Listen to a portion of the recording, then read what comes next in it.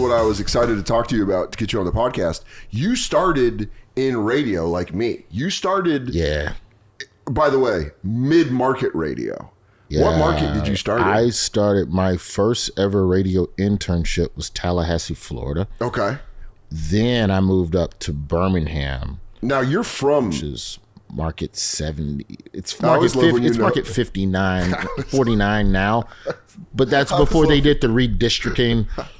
You know, radio guys know market sizes. Yeah, Tallahassee is 91, and then I moved. Such a dick measuring thing because Tucson's 63. It's like playoff seeding. Yeah, you're like, I know exactly what Tucson is. I could have told you like back in the day the top 5, where I'd be like New York, L.A., Houston, Phoenix, Chicago. No, Phoenix is 17.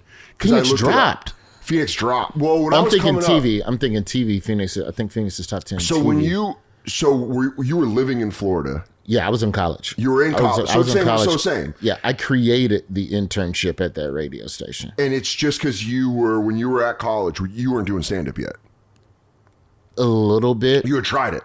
I tried it. I'd done like open. I would go over to Florida State. I went to Florida A&M, but I would go over to Florida State because I didn't want to get booed on campus and they have to see motherfuckers. Yeah. So I would go over to Florida State, pretend to be I lucked out.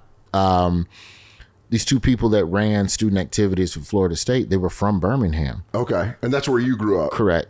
And so fucking Meg and Adam, they go, hey, anytime you want to fucking come back and just do the student show, and Florida State had comedy every fucking week, bro. It's fucking Bobby Lee and Earthquake. It's like Lavelle Crawford. Like they had beasts. They had real comedy. In 98, like Florida State, when I'm telling you, man, Division I tuition goes to some wild shit, bro. Yeah. It's fucking, this guy he's not nationally known, but it's by his choice. But there's this college beast. I don't even know if he's still touring. They had this motherfucker, Buzz Sutherland. Buzz Sutherland is just like some fucking... That sounds like, first off, it sounds like a 50s NFL player, but that would be a road comic name where he's like, Buzz Sutherland was one of the best college It's comics. Like when Street Ball or something. Like, yeah, skip to my Jimmy Mickey, you know. You didn't even know Half Man, Half Amazing. I'm telling you, that was a guy, man, Johnny Too Funny. That motherfucker dunk on you from the 3-point line. You know what's funny, though, is people don't realize in comedy, that exists with every single comic. Every comic knows a guy that chose a real job instead of being the funniest. We all have a friend that None of us know. are the funny. No professional comedian is the funniest person in his circle. No. We all know the guy that's the funniest. That doesn't need it. He doesn't need the... He had parents and love growing up. Or even just got pussy young, something that like changed his brain chemistry. Yeah. Or like being the funniest at the barbershop is enough for him. Yeah. Where it's scratch that itch. Yeah, that's all. And we have a rash of insecurity over our whole body. So I must meet new strangers. I need scratch the Local itch. strangers are not enough. Scratch my itch. Because I started radio first because I didn't believe I could do stand-up.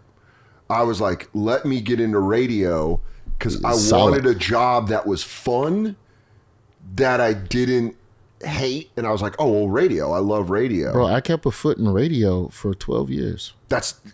While doing stand-up, I had Letterman credits. Really? I had everything, and I was still, in some capacity, if I wasn't co-hosting, at minimum, I was creating content for the Birmingham station. So you were... On the off chance that all my LA move blows up in my face, yeah, I know I can always go back to Birmingham and do mornings. That makes me feel better knowing someone as funny as you had that, like, well, I got to keep... Because I kept being like, well, if stand-up ever works out, I can always go back to radio. You're always worried, like, it's hard I need something to let if go, this falls apart. especially if you're good at it and there's not a lot of slots in radio. And as the years radio went is a on, very hard profession to work in when things were good. And that's 98 when I started. Early 2000s is when I started. I started in 03. So you started at the end of the change in I don't want to say the end, but with the rise of streaming and Napster and satellite radio. Yes. Created 2 convergences. It was like fucking a 2-front war. And I'll tell you something that no one ever talks about that destroyed radio. CDRs, burnable CDs. Oh yeah, I make my own mixtape. Everyone did. Radio stations, that probably lost so much momentum for radio stations that they have no idea, was the ability to create your own mixtapes. You could just buy them from a local DJ. I would just buy the hottest 30 songs. This is what I want to know. DJ the White Stone and there was a fucking mixtape called The Star Report. It was at the peak of like black radio would just take whatever national news and name a mixtape after this shit. That. And like the fucking Ken Starr, Bill Clinton, that's so crew was great. happening, and there was a mixtape called The Star Report. Oh my God, there's got to be an impeachment one from '98. I guarantee you this. Or the cigars, the blue dress tape. Yeah, you start thinking about like. I hope they do that now with the Epstein list, where you're like, oh, this is the Epstein list. These are all verses about tropical islands. Somebody tweeted me, asked me if I was on the Epstein list, and I'm like, you really have the wrong skew of my celebrity. Yeah. Also, when the Epstein Island was popping, I was fucking barely a teenager, man. If anything, I would have been an employee, not a fucking guest of the island. If they do a last dance for Epstein Island, when it was at its best, when it was at its peak. More of a To Catch a Predator, but go ahead. Yeah, Chris Hansen just is. When was Epstein Island at its peak? Late I don't know. 90s? That's a good question. Because then you start thinking about like which one of these Maxim models or FHM one, like can Vita Guerrera speak on like going down there doing rich guy shit? Because everyone thinks it's going to be modern celebrities, but it's not. I don't think it's going to be enough people where it's going to be a smoking gun to affect anybody's career whatsoever. But this is the type of shit like before. Also, the internet killed radio to a degree because radio was where news was broken. Yeah. So to get the latest gossip, you had to come to us in the morning to figure out what was what. What was your celebrity gossip called? 411? Which one was it named? Morning shows always had a name for like... My co-host, New York at the time, who's now here at WBLS in New York City... radio guys can throw out call WBLS and WJL like gang factions. Oh, she's a rolling 66 now. Yeah, I was at WVHT High 105.7 North Florida, South Georgia's #1. Then I moved over to WALR and Kiss 104 Atlanta. I was at 92.1 and 101.3 KFMA. Then I moved to 92.3 WXRK, which was also known as K-Rock. It really is like a speak radio. Young kids aren't going to have any idea the power that it had. No, but 98, you're in Birmingham. Well, at the time I was in Tallahassee. I got to Birmingham in 01 when I graduated. Our co-host in New York, our news was called "The What Had Happened Was." Great. Because like with black people, like what happened? Well, what had happened was blah blah blah happened. Did you ever hear that old Russ Maneve joke where he says the what had happened? He said a girl says that to him at his bodega, and he goes, "Can I get a pepperoni pizza bagel?" And she goes, "What had happened?" He goes, "Well, what had happened was I woke up hungry." And I came down here. It's an old joke that I always think about whenever I hear what had happened was.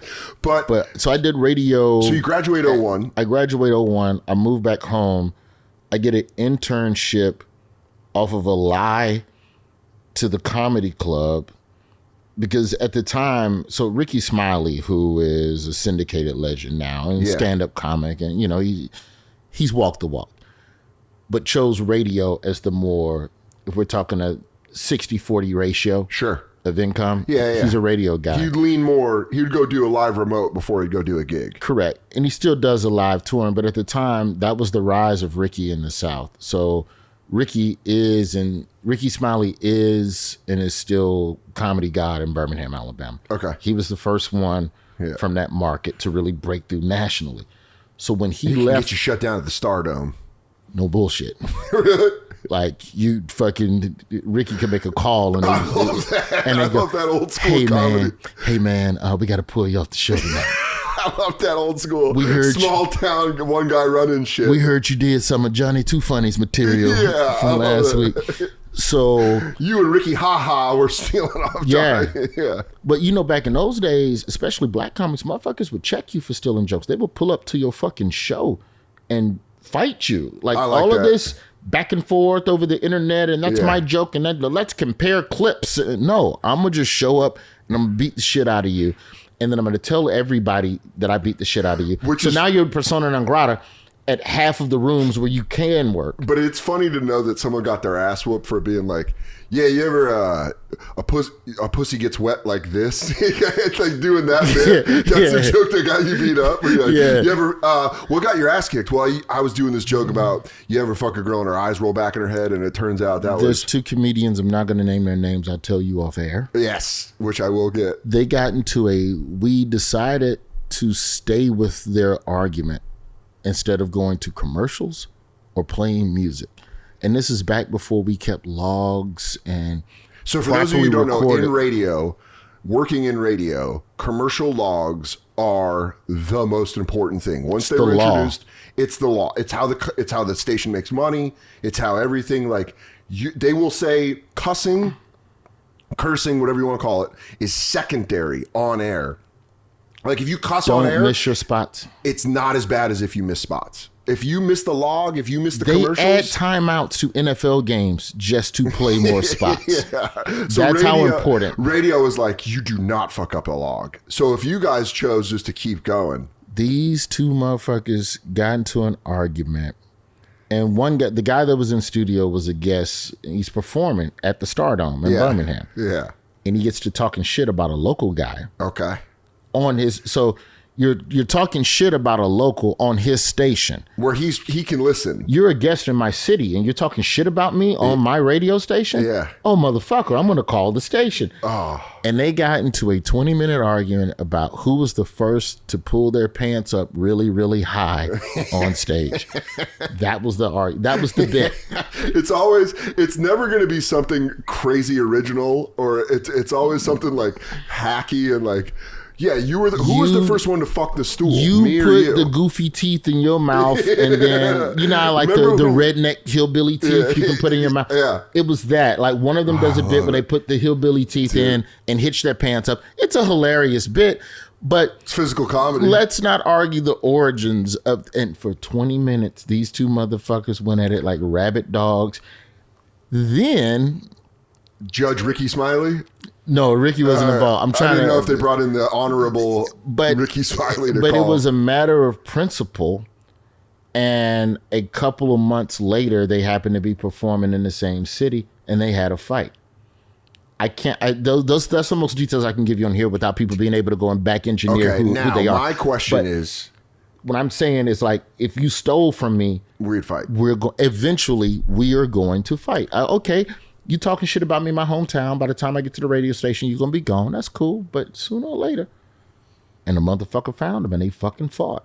I wish we kept that law. That's fucking, but that's we used to fucking have standards in this business, bro. That's all gone now because now someone with like a lot of followers does your joke and all of a sudden you're like, well, now I can't fight that. That boy talked that shit.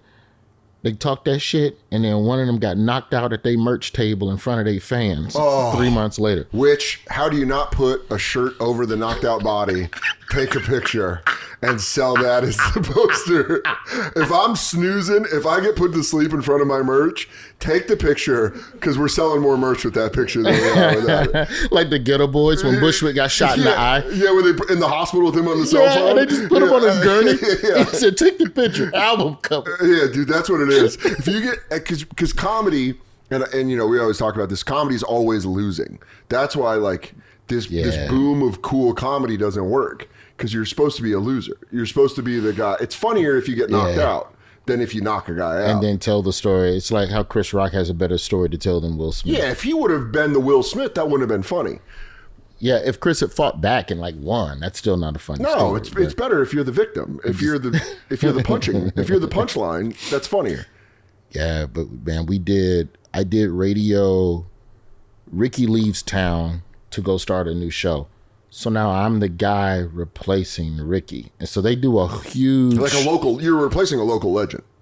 A literal legend. And this is after you interned. I've interned in Tallahassee. This is the only reason that got me the conversation in Birmingham was because I had a degree in broadcast and I was actively doing stand-up. It's the only reason Birmingham even considered me. Mind you, my father is a fucking radio legend from the South African Soweto riots. My father, up until his death in 95, was a Birmingham news radio legend. So really? that helped. Roywood Sr.? Correct. That helped get me a foot in the door. My father covered, embedded with the Vietnam soldiers, Soweto riots. He was in Zimbabwe, Rhodesian Civil War shit. So war zones. Every conflict you can name from like the freaking 40s till Rodney King. My pops was there with a tape recorder. So he's a respected name. And I have a brother also named Roy who was, at that time, he was the evening anchor on NBC 13 in Birmingham. So I have pedigree journalistically. I mean, journalistically, your family runs the news in Birmingham. Yeah, but motherfucker, is you as funny as Ricky Smiley? Dude, that's so funny. That's all Birmingham. You come from like the Cronkites of Birmingham, and then they're like, but Ricky Smiley, Can a name you like do that. Prank calls, though? Dude, it's funny to think that your dad's out here busting like really major stories, and your brother's like, this just in, the Challenger has exploded, and you're going like, did you put your ass on the phone? Like you're doing like radio calls. I'm calling, like, the door is not open. And I'm calling gas stations to book celebrity barbecues. I love it. Like just silly shit. Was there ever an insecurity about that?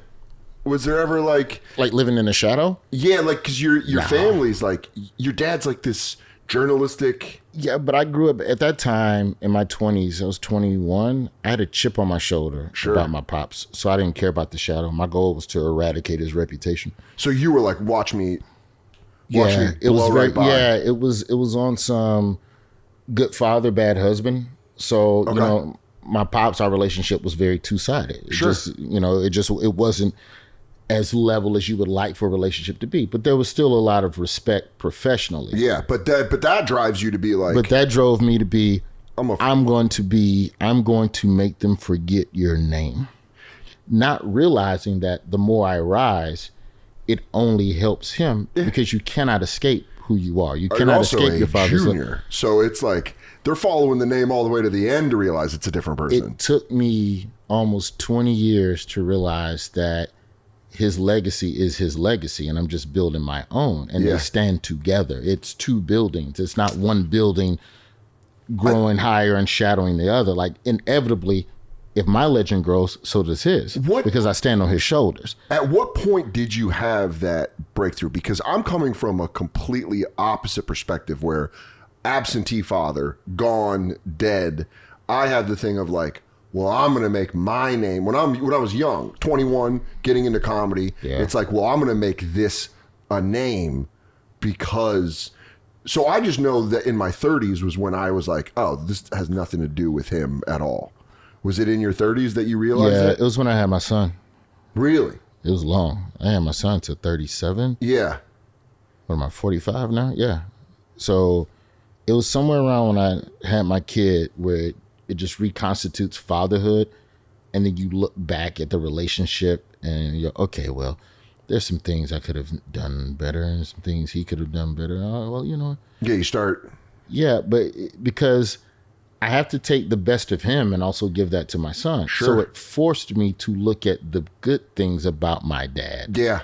And then you realize how many of those qualities are in you now, and you look up at yourself in your 30s and you go, fuck me, I'm him. Yeah.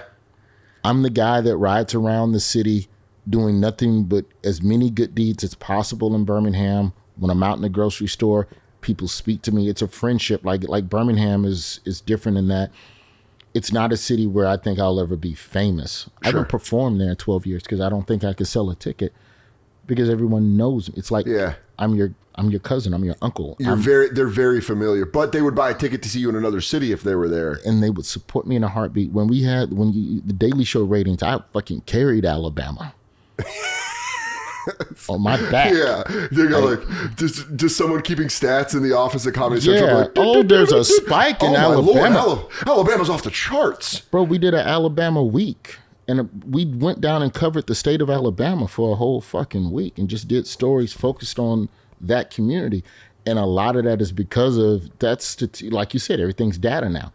Yeah. There's a reason why you fucking went down there. So that place I love, I still go back and that's part of my fault. I'm also super visible. Every time there's something charitable to do. That's not necessarily a bad thing. I know, and I'm cool with that. So, but that's exactly who my father was. He just going around doing that? He did good stuff. He helped a gang of people. Man, your daddy hired me the one time and the thing. I go around and do radio now. Yeah. And bro, when I did the correspondence dinner, Yeah.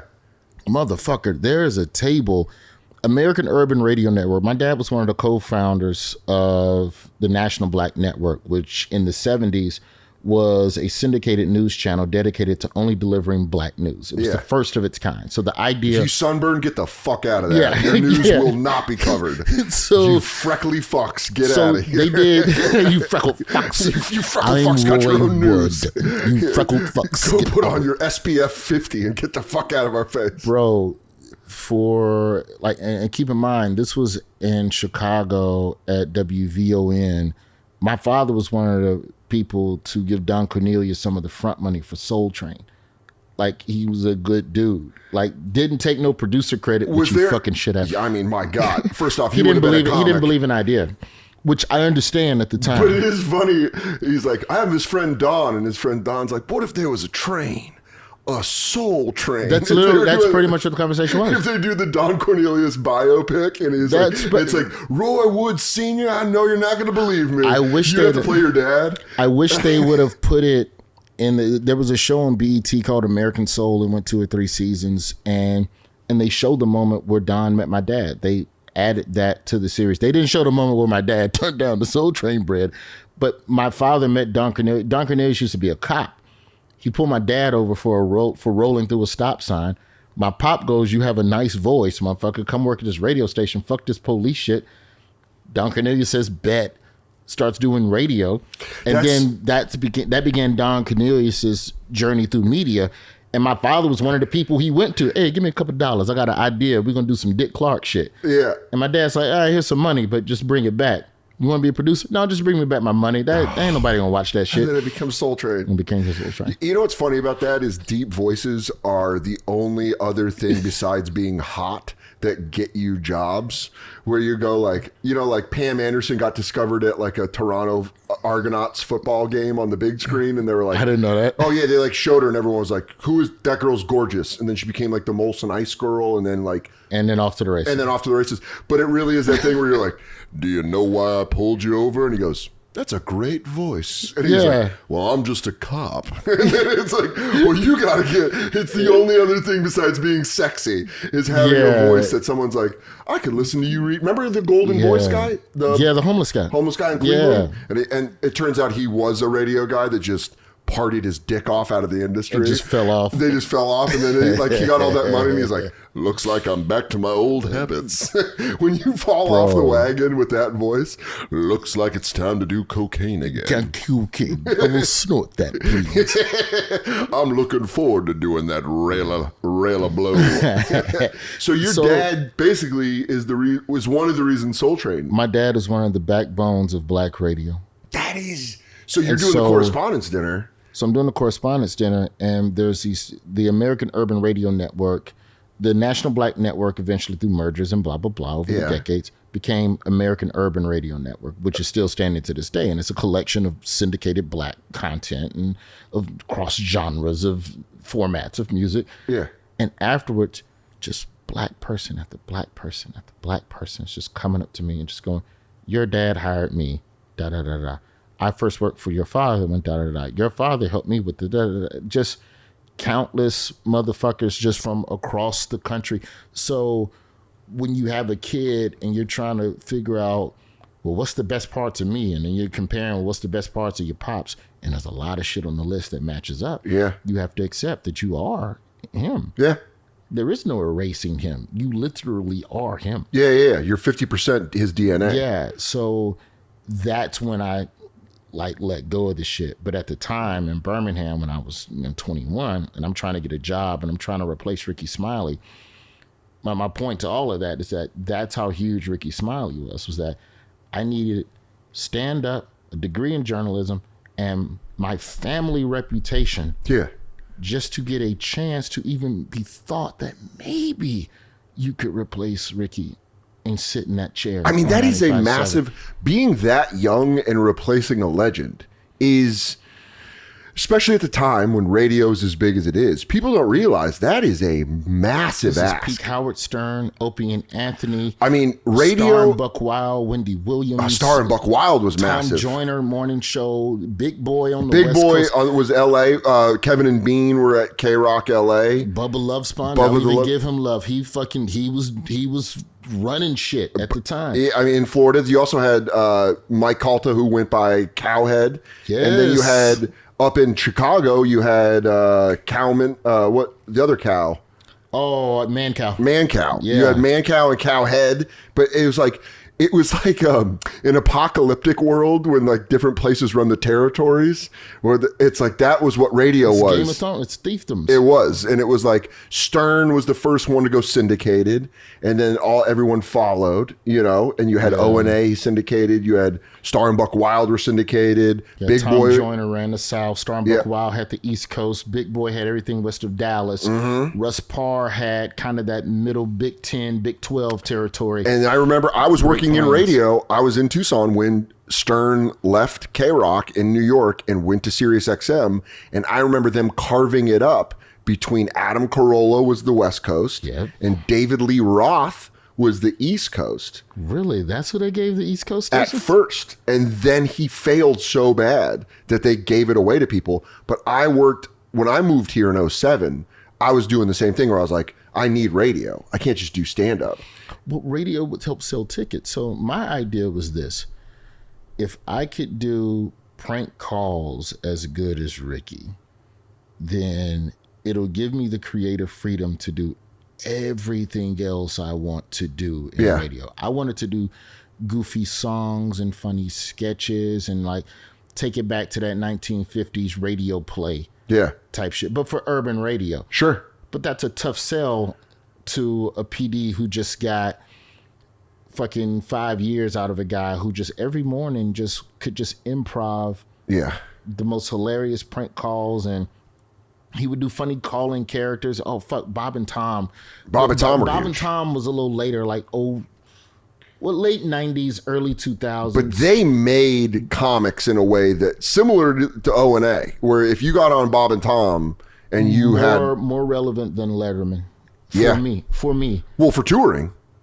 If you did Bob and Tom, I remember Nate Bargatze, I was opening for him. This is like 08. He got a call to do Bob and Tom, and we were like nervous. We were like driving out to the gig, and he's like, we were in a parking lot somewhere, and he's like, I got to wake up at like 7 a.m. and do Bob and Tom. And we were like, bro, here we go. That shit changed my touring before I left the building. Really? Tom. And it's not, and I say that with respect to David Letterman and late night as a whole.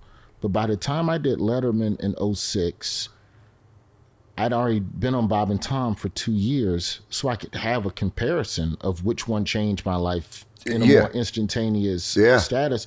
Late night in 06 wasn't 1996. It was a great credit. It was great leverage within the industry. But to say that the general public's level of give a fuck about you was swayed, radio for me swayed people faster. It swayed club owners faster than being on Letterman at that time. And this is just something that's interesting for two guys that have done both radio and stand-up our whole careers. You see it now again with podcasts. Podcasts are the new radio. Yes. You get on a podcast, it can change your touring more than any TV appearance. 1,000,000%. Like, look at Rogan. Rogan, I've watched him make a lot of my friends millionaires. It's like you go on, like, remember What the Fuck when Maron came out? Yeah. It was like if you got on that, it would change who listened to you. And Maron started that because Air America got 86'd by Sirius XM. That's exactly what I talked to him about, because I got fired from K-Rock a month after Maron got fired from Air America. And I was like, you don't remember when we talked at Eastville about getting fired from radio? And he was like, oh man. And I was like, yeah, dude, I remember, because radio, the thing about radio, and I still have friends that work in radio, it's like it was shrinking to the point where you're like, how are you making your living doing this? It got scary because they started automating everything. Hey, everybody, hitting the road in 2024. A lot of fun shows coming up. February 3rd, I'm going to be at New York Comedy Club in Stamford, Connecticut. February 4th, I'm going to be at the Funny Bone in Hartford. Then February 17th, 2 shows at the Wilbur Theater in Boston. First show almost sold out, so get tickets before it does. Second show, there's tickets available. DanSoder.com for all those. And then Cleveland, Ohio, coming to Hilarities, one of my favorite clubs. I'm going to be there February 22nd through February 24th. So the month of February is all up at DanSoder.com. We'll see you in Connecticut, in Massachusetts, and in Ohio. DanSoder.com. Thanks for listening to the podcast or following me, whatever, however you took this. Thank you. And I tried it for a year with it. Bro, when I was doing Daily Show, my first year, I was still doing mornings in Atlanta on a satellite box. I was in. You were doing ISDN? I was doing, no, because my building wouldn't allow me to install one. So I was on a Verizon 4G internet card. Just calling it every morning? Every morning doing live breaks, and in between. Now, granted, this is in the later days of radio where you only took 2 breaks an hour, 2 3-minute breaks, one at the 10, one at the 40. So if we pre-recorded a couple breaks, I could get an hour to myself to be a father in the morning. I have this is when when you had your son. Got a 1-year-old, and I'm in the living room doing morning radio in Atlanta. And then we're off the air. We go into a music sweep at 9. So I love sweeps. At 9. God, I love the radio talk. Really goosing me up.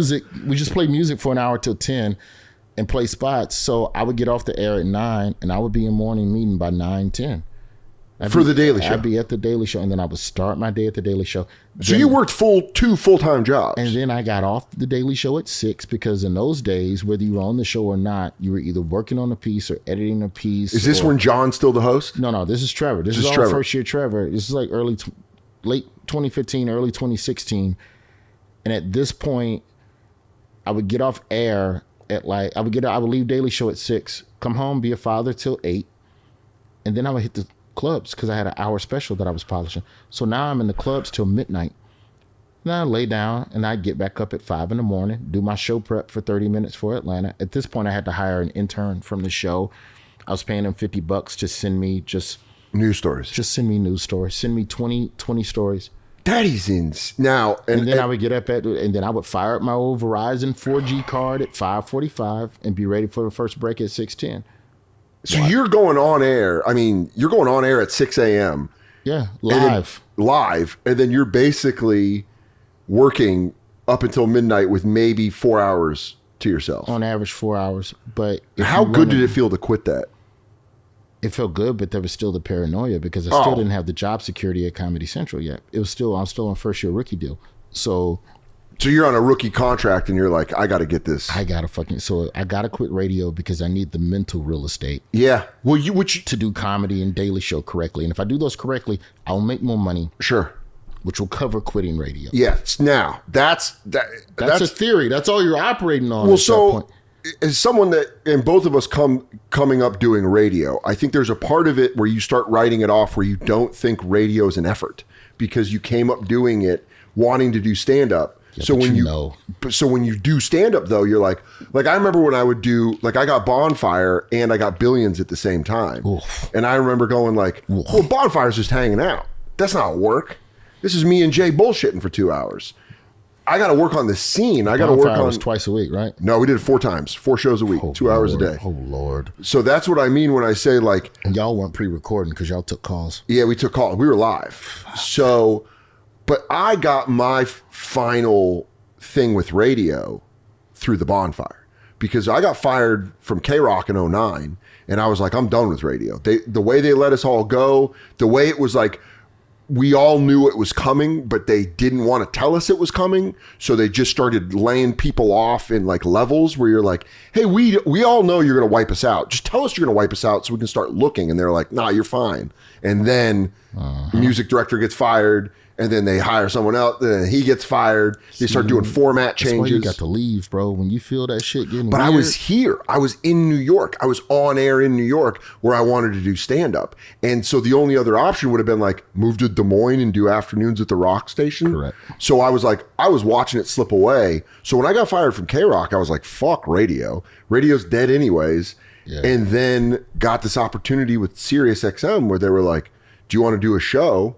And I was like, well, yeah, Jay and I want to do a show. And they were like, well, I got to do my own thing in a way that felt better than anything I've ever done in radio, where it was like, oh, I get to go in and just be me and I get no notes. It's got to be that. And to me, terrestrial radio is still run by consultants. And I've had, and like when I left daily the consultants in terrestrial radio. If people knew at home how many of these guys, I was trying to think of the guy, Darren or Dylan, that used to be the consultant that would come in and fuck up KFMA.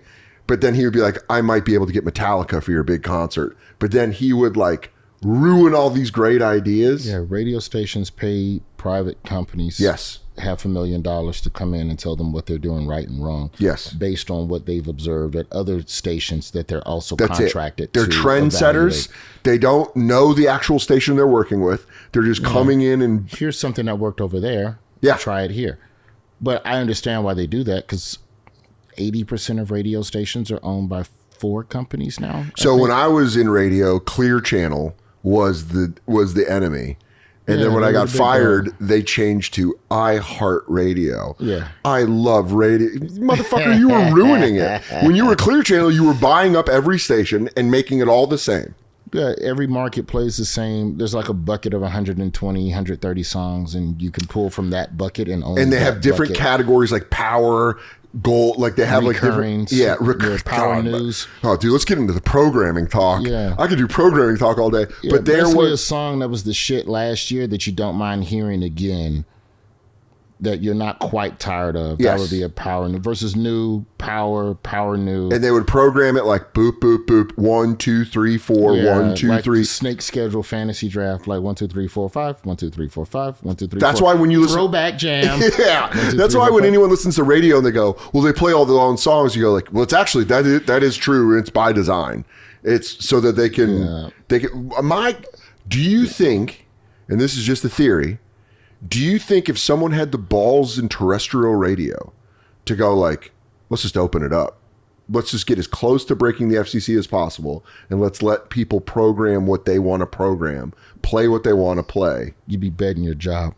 You bet your job on it. Also, the other problem with radio, in my opinion, to a degree, is that they rely heavily on research and these ratings monitors that people can, basically in real time, they can see down to the syllable when someone changes the station. Yeah. So near the end of me in Birmingham, and at least you got an email. I found out on Twitter that I was fired. No Birmingham. way. Yeah, I've been there 12, 13 years. It's crazy. What was the tweet? What's even weirder about radio is that I'm not even mad at the dude. Like, we're still cool. Like, we're cool now. It wasn't cool then. But you're cool the way boxers are cool after a fight.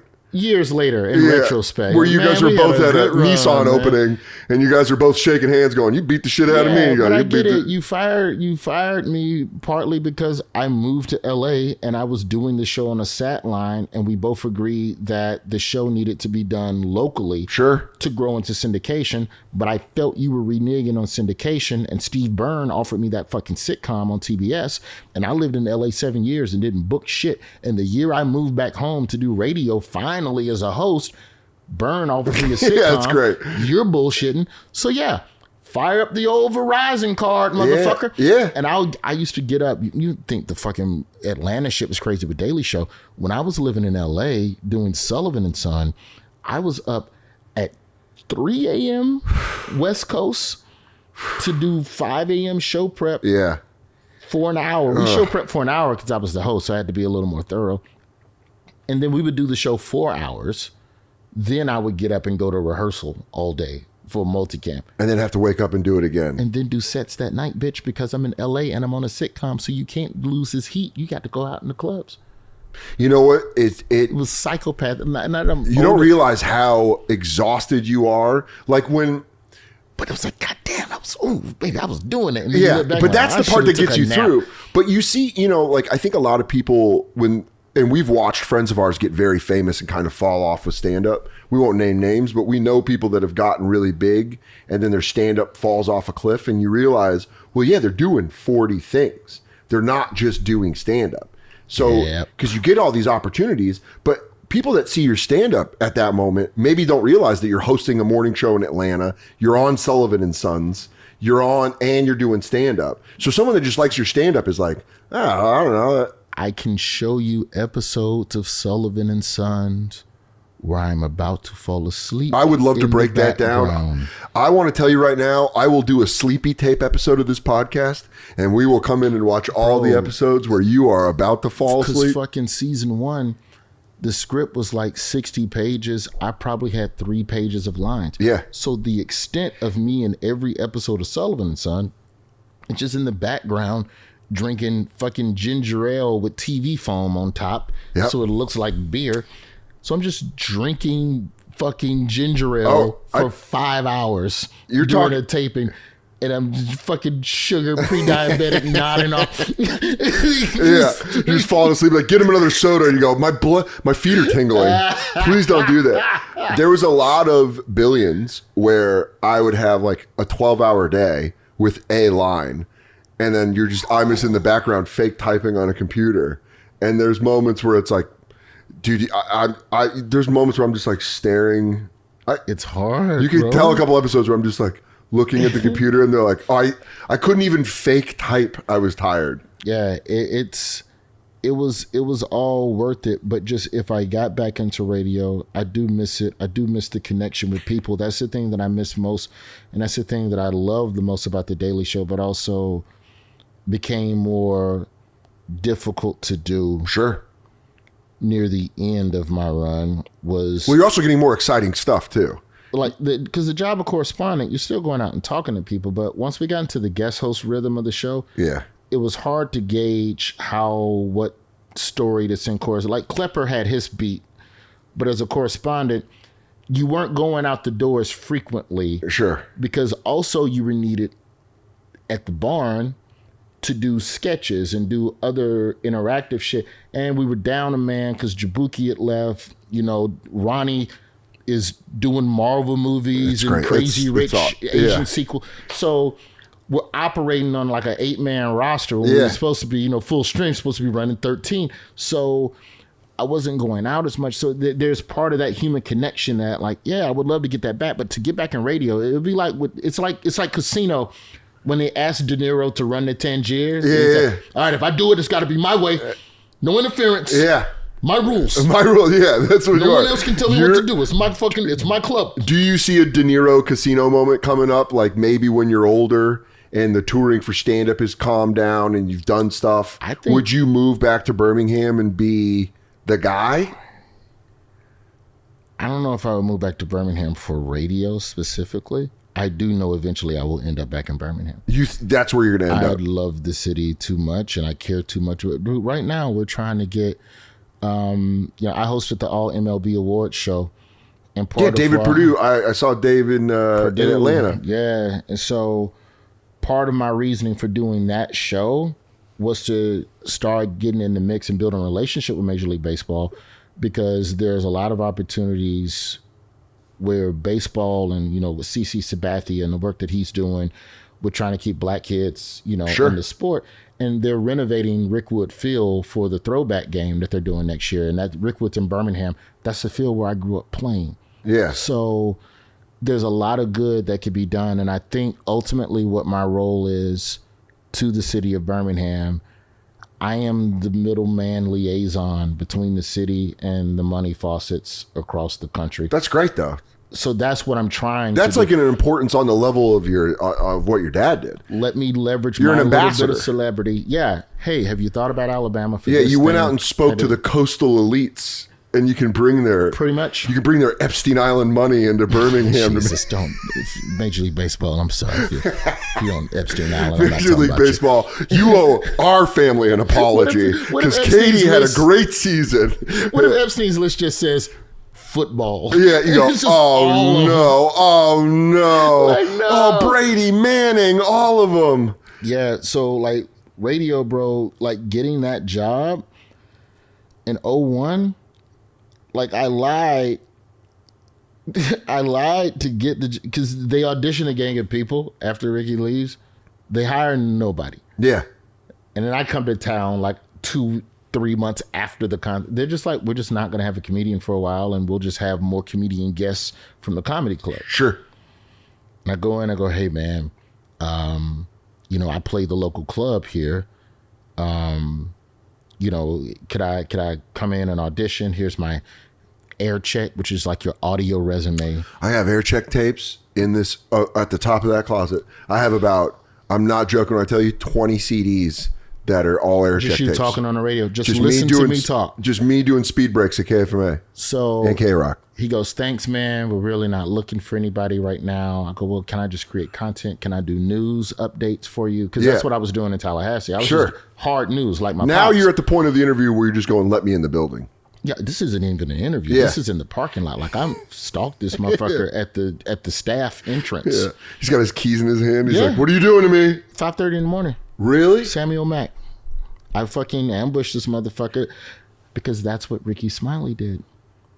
That's how Ricky Smiley got the job. Was he just bothered a guy in the parking lot? Ricky Smiley showed up to that fucking radio station every fucking morning and cracked on them as they walked in the door. That's a great way to show your skills. Them. Unless it goes too well, unless you hit a topic that he doesn't want to talk about, then he's like, I will never hire you, motherfucker. The stories it was I told do to me, waddle like a duck. Back in those days, the radio station, when Ricky started, the radio station was on ground level, like, and you could just see in off the street. Yeah, that's how ours was. And he would just roast them through the glass. That's great. In the morning, and they're like, you got to come inside. Sorry, you got to come. So I go to Sam Mack. Buck Wild was his name, not the same Buck Wild. Yeah. And I go, man, just let me sit in. Yeah, we're not done. I go, okay, cool. So then what I remembered was that 95.7 Jams always hosted the Black Comedian that Friday at the Stardome. And Stardome every other week. It was D.L. Hughley or Adele, get Monique and all those motherfuckers. And so... Some more. Correct. So the radio station would come and give out shirts on stage before introducing S'more's opener. Sure. I know you're going to fucking be. I know where you're going to be Friday. Yeah. I don't have to keep coming here. You will just see my comedy and then you will love me. The interview right there. Now I have to convince the comedy club to let me open. Oh my for God. DL It's like a heist. And DL brings his own fucking people. Yeah. So he doesn't need a fucking The second you logo. can bring your own people, you bring your own people. So I go to the comedy club. I go to Bruce Ayers and I go, hey man, I just got hired at 95.7 as the intern. That's a big shot downfield. What are you going to do? Find out I lied and then just not book me and I'm still in the same fucking boat. So fuck it, throw the bomb. Yeah. Hey man, I just got hired at 95.7 and I know they host when DL comes, but I talked to Buck Wild. Buck said I could do 5 minutes and then bring up DL's opener. And then Bruce goes, all right, cool, congratulations. See you Friday. Did you have that feeling leaving that day where you're like, it worked? What? No, it hadn't worked yet, bitch. I had to fucking get to Friday. Yeah, you still got to do the set. So I go back to the radio station. I wait till 10 o'clock. I wait for Buck and him to get off the air. Buck come back out in the parking lot. I go, hey, man, just so you know, I'm not going to bother you anymore. But I'm opening for D.L. Hughley on Friday. So when y'all come and do the shirts and everything, you'll be bringing me on stage. Just do me a favor. When you come off stage, just watch me. And if I'm not funny, we don't have to talk ever again. Yeah. He said, deal. Get to the radio, get to the comedy club that night. Now all I have to do is keep Buck Wild and Bruce Ayers apart. There's like a sitcom. It's like Mrs. Doubtfire where he keeps running to change. Neither of these motherfuckers know that I've lied to the other motherfucker. You can't let them find out.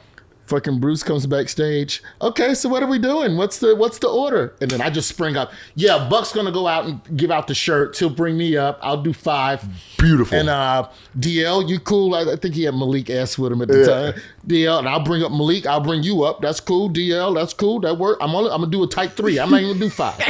Because you know, I'm with the radio station. You really did a catch me if you can kind of version of getting a job where you were like, I know how to play it perfectly that if it goes right, you get away with it. Bro, I don't know how it fucking, just one of those nights where every joke hits, every syllable hits, every mannerism. Did you know on stage you were like, I got it?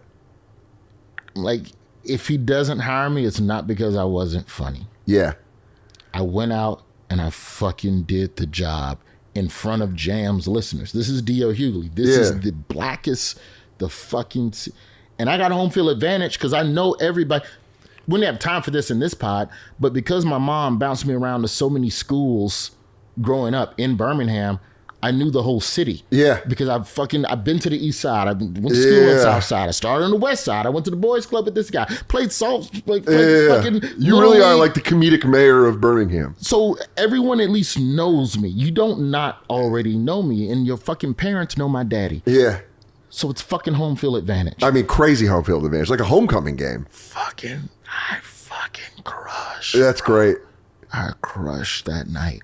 And I come off stage and Buck Wild is standing there and he says, "See you Monday morning, bring Krispy Kreme." No way. And that started my whole And they fucking invented career. an internship. Or they got you the job. In Tallahassee, I created an internship that got me the leverage to get me the job in Birmingham. And so you get the job so and then you just start Monday. I start Monday and that was it. And that's how I got my job in radio. And you have to start doing prank. And immediately I started getting my lumps because I'm not as funny as Ricky. Yeah, I mean, it's a rhythm you have to learn. But I could that's what produce no my one ass off though. No one ever talks about in those moments of like, I fought for it and I got it. It's like a romance movie. They always stop the romance movie right as they get together. They don't show a year in when they hate each other for certain shit, and they're like, you ate my cereal. It's like, well, you dumb bitch, you shouldn't put it in there. They always just show like, I love you, and then it just ends like that. With job stories like that, they never tell you, oh, it sucked and I bombed. They never tell you that part of it, and I feel like they also never tell you the fact that soldier through sucking. And if you're not good at one thing, figure out something else that you're good at within that job. And or learn how to get. You can also learn how to get. You can learn how to get good at it because and we got to wrap up. But I did the same thing with KFMA in Tucson, where I went to their website and I didn't wake up at 5:30 in the morning and go to the parking lot. Like that's a dedication that's blowing my mind. That you can be up that early. I'm 21. What else I got to do? I know exactly, but still 21, waking up that early, and you're like radio and you rip, you will eat forever because you have an audience. And so my idea was get on as a co-host, be funny here, and then Memphis will put me on. Mike Evans will put me on.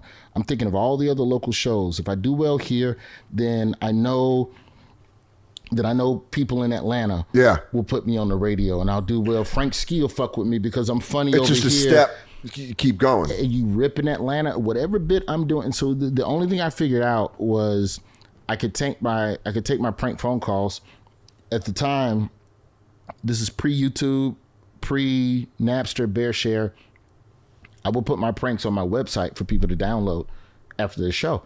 Hey, if you like the prank from today, go to my website. And that's how I started building my email list and all of that. That's genius. Shit. I never had foresight like that. That is incredibly smart to be like, here you go. But that was just ingenuity out of anger in a weird way. Because the IT guy at the station at the time, this motherfucker. Engineers always beef with the on-air, by the way. If you're wondering about radio. Yeah, engineers, there's a legitimate division between on-air talent and engineers because engineers build everything, they make sure everything runs, and then they just look at on-air talent as the divas that fuck everything up.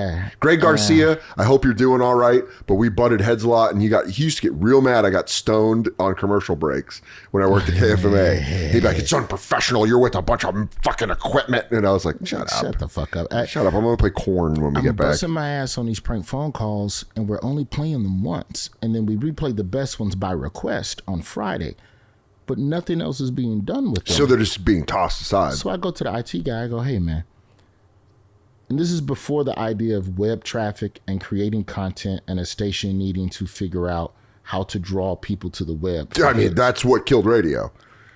It's exactly what killed radio. I go to the IT guy, I go, hey man, you know what would be cool is if we just let the pranks live on the website. And then people could just go to 957jams.com and just listen to any prank they want whenever they want. Yeah. And we could put some ad or something beside it. And I could promote my comedy show. I'm not building out the server space and the bandwidth to even understand. I would have to reinstall Real Player. Yeah, Real Player. Embedded and a codec. Yeah. So, all right, fuck it then. I'll just build my own. And that's when I bought my URL and built my website. I built my out of like a fuck you, I'll do it. Yeah, fuck you, Joe Boo, I do it myself. Yeah. And I put my prank calls on my own website just for Birmingham people. This is just for people in Birmingham. But they started downloading them and emailing them to other people. And so that, like in 02, 03, going viral meant you went viral over email. Yeah. So you're on an email chain with hundreds of other people who've seen this prank call and all thought it was funny and also passed it. That's like it is the form of TikTok clips now. It literally was that. It was the genesis of retweets, of TikTok clips, of Instagram clips going viral. I couldn't buy server space fast enough. Really? My site kept crashing from out-of-towners coming to download my shit. So then I'm like, okay, well then let's make a CD. Let's put that on the site to sell, mail order. I'll do order fulfillment. And I'm not making any money in radio at this point. Yeah. Still, we're like still first year. Buck Wild is paying me out of his pocket a piece of his quarterly bonus just because he appreciates me. This man's salt of the earth. I'll take a fucking bullet for that man. Like, I'm making my little bullshit money on the road doing stand-up, but I'm starting to understand this idea of the digital relationship with people. And so I took my pranks and I started condensing them. And this is to bring it back to how radio DJs really do help one another. I put like 20, 30 pranks on a CD and I started mailing them to radio stations in markets where the comedy club did not book me. So smart. And I would tell that DJ, hey man, just play my shit. All I ask is that you say my name. That's it. Say my website if you want, say it or not. But please say my name when you play my shit. So the prank would blow up in that market. Free content for you, free exposure for me. Let that marinate for 3-4 months. Then call that bitch ass comedy club back. Go, hey you bitch. You didn't book me before. Yeah, but now I'm on the radio. So I was asking for an MC slot. Now I want a feature. Damn. And then I would get booked, and that helped me get booked. Then those DJs that work in Tupelo and El Paso and Killeen, eventually they work in Dallas. They work in Oklahoma City. Bring you in. They remember work you. in Houston. They work in New Orleans. And they keep playing my shit in those markets too. So I was able to grow.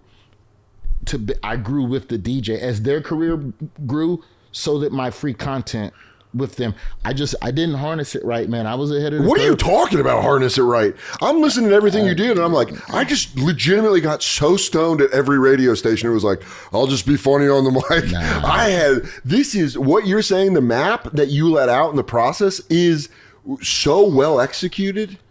I just wish that I had done better with data collection.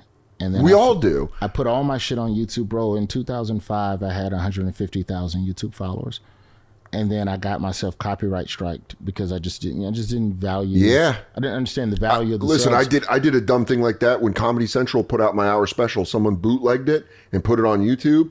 And I remember the email where my agent was like, do we strike it down? And I was like, no, but we're going to get in trouble. And I should have left it up because it would have gone, other people would have saw it. And instead, no one saw it because Comedy Central, Comedy Central played a special twice. And now the algorithm's so tight and the copyright crawler is so tight online. You can't get that off. I can't post my own shit. Yeah. From my own special. I had Showtime strike down trailers that they gave me.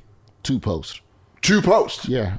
Emailed directly to me. And then they're like, no, copyright infringement. And you're like, you gave me it. I'm in the clip. And they're like, call no. The person and, a guy in our department is supposed to whitelist you and put you on the VIP. You can post our shit list. And it's like, it never fucking works. I hope, first off, I appreciate you coming by and, it's all good, talking radio. You're one of my favorite comedians. And being able to hang with that and talk with you. And I was excited when McDaniel got hired by the Dolphins. I texted Roy, but I don't think Roy knew I knew McDaniel. So I was just like, hey, I'm on board with the Dolphins. And you wrote me back like, all right. You wrote me back and thinking like, who gives a shit? And then I told you, I'm like, no, I grew up with him, but you're a Dolphins fan. Yeah. And I know this is coming out in a couple weeks, but I am very nervous about Dolphins Bills for the division this Sunday. Tua can pull it out his ass. That I believe. Fingers crossed. I believe Tua can pull that out his ass. We need that home first rounder because what you don't want is to lose to Buffalo and then have to go to fucking Buffalo or go to KC or go somewhere. Yeah. You're one of my favorite comedians. I've always said I think you should have been the host for The Daily Show. Well, thank you, brother. Right after John. I'm just going to say that. Well, I think you are. Who knows? By the time this airs, they probably still wouldn't have figured it out. Yeah, So your maybe stand-ups, there's hope. but your stand-ups on a different level. I hope one day you become the mayor of Birmingham. You should be, with everything that's happened. Or maybe your son does. Maybe that's No, I want him to stay in New York. Keeping him in New York? I'll handle Birmingham, boy. You go, let me go down and handle Birmingham. Yeah. It's like a snake. You got to put a glove on. You're like, now watch this. It'll bite you. You got to get right in its what's face. weird about going back home now is that because I'm not there on a regular basis with radio and finger on the pulse of the community, I am kind of an outsider. So I do have to kind of make sure that I'm doing things in conjunction with locals that are really on the ground. Well, now it's going so it doesn't seem like I'm coming in just, I know how to fix it because I've been on cable. Well, watch it. I got to host a correspondence dinner, and they're like, well, that's not the energy we want. But if you go, I think you're warming yourself up perfectly for a show in Birmingham, because now that you're a little displaced, you can come back and make the observations of this is what I've noticed has I do changed. know my last stand-up special will be shot in Birmingham. Your final one. Yeah, the last one. Because the first time I ever touched the stage was Birmingham. So you wanted to complete the cycle. It's a perfect bookend. Yeah. Well, that's not for at least another, I don't know, 10 years, 5 until 10 they years. shut down stand up and we have to go back to terrestrial radio. No, bitch. These holograms coming. You're gonna have to fucking, AI and holograms. You're gonna have to compete with the ghost of Bernie Mac. And Yeah, the you're funny like, bone. I got bumped for Pryor Yeah. again. The Pryor Yeah, hologram. Pryor AI. Yeah. Richard Jennings bumping me again. All these guys are coming back. Shit's funny now. It ain't gonna be funny. It's like Ghostbusters. When You're the like, sex robots start becoming performance robots. yeah. You'll see. Who programmed the Patrice O'Neill into this sex robot? He's just talking shit. Look at you, bitch, you robot bitch. Yeah, look at your tiny dick, and you go, I bought you because you were supposed to let me fuck you. Roy, you're the man, dude. Thanks so much for coming by. Thank you, man. Website, go see him live. It's weird when you get to a certain age where you start Pay attention. agreeing with the crime. Yeah. You know, where you're like, oh, people are getting punched on their cell phones. Yeah. And then you're kind of like, it's fucked up. Yeah. And I will Well, state you just that. become like powerless. You become older. You're like, I could hit my head. Well, it's a two-way. It's like I feel two ways about it.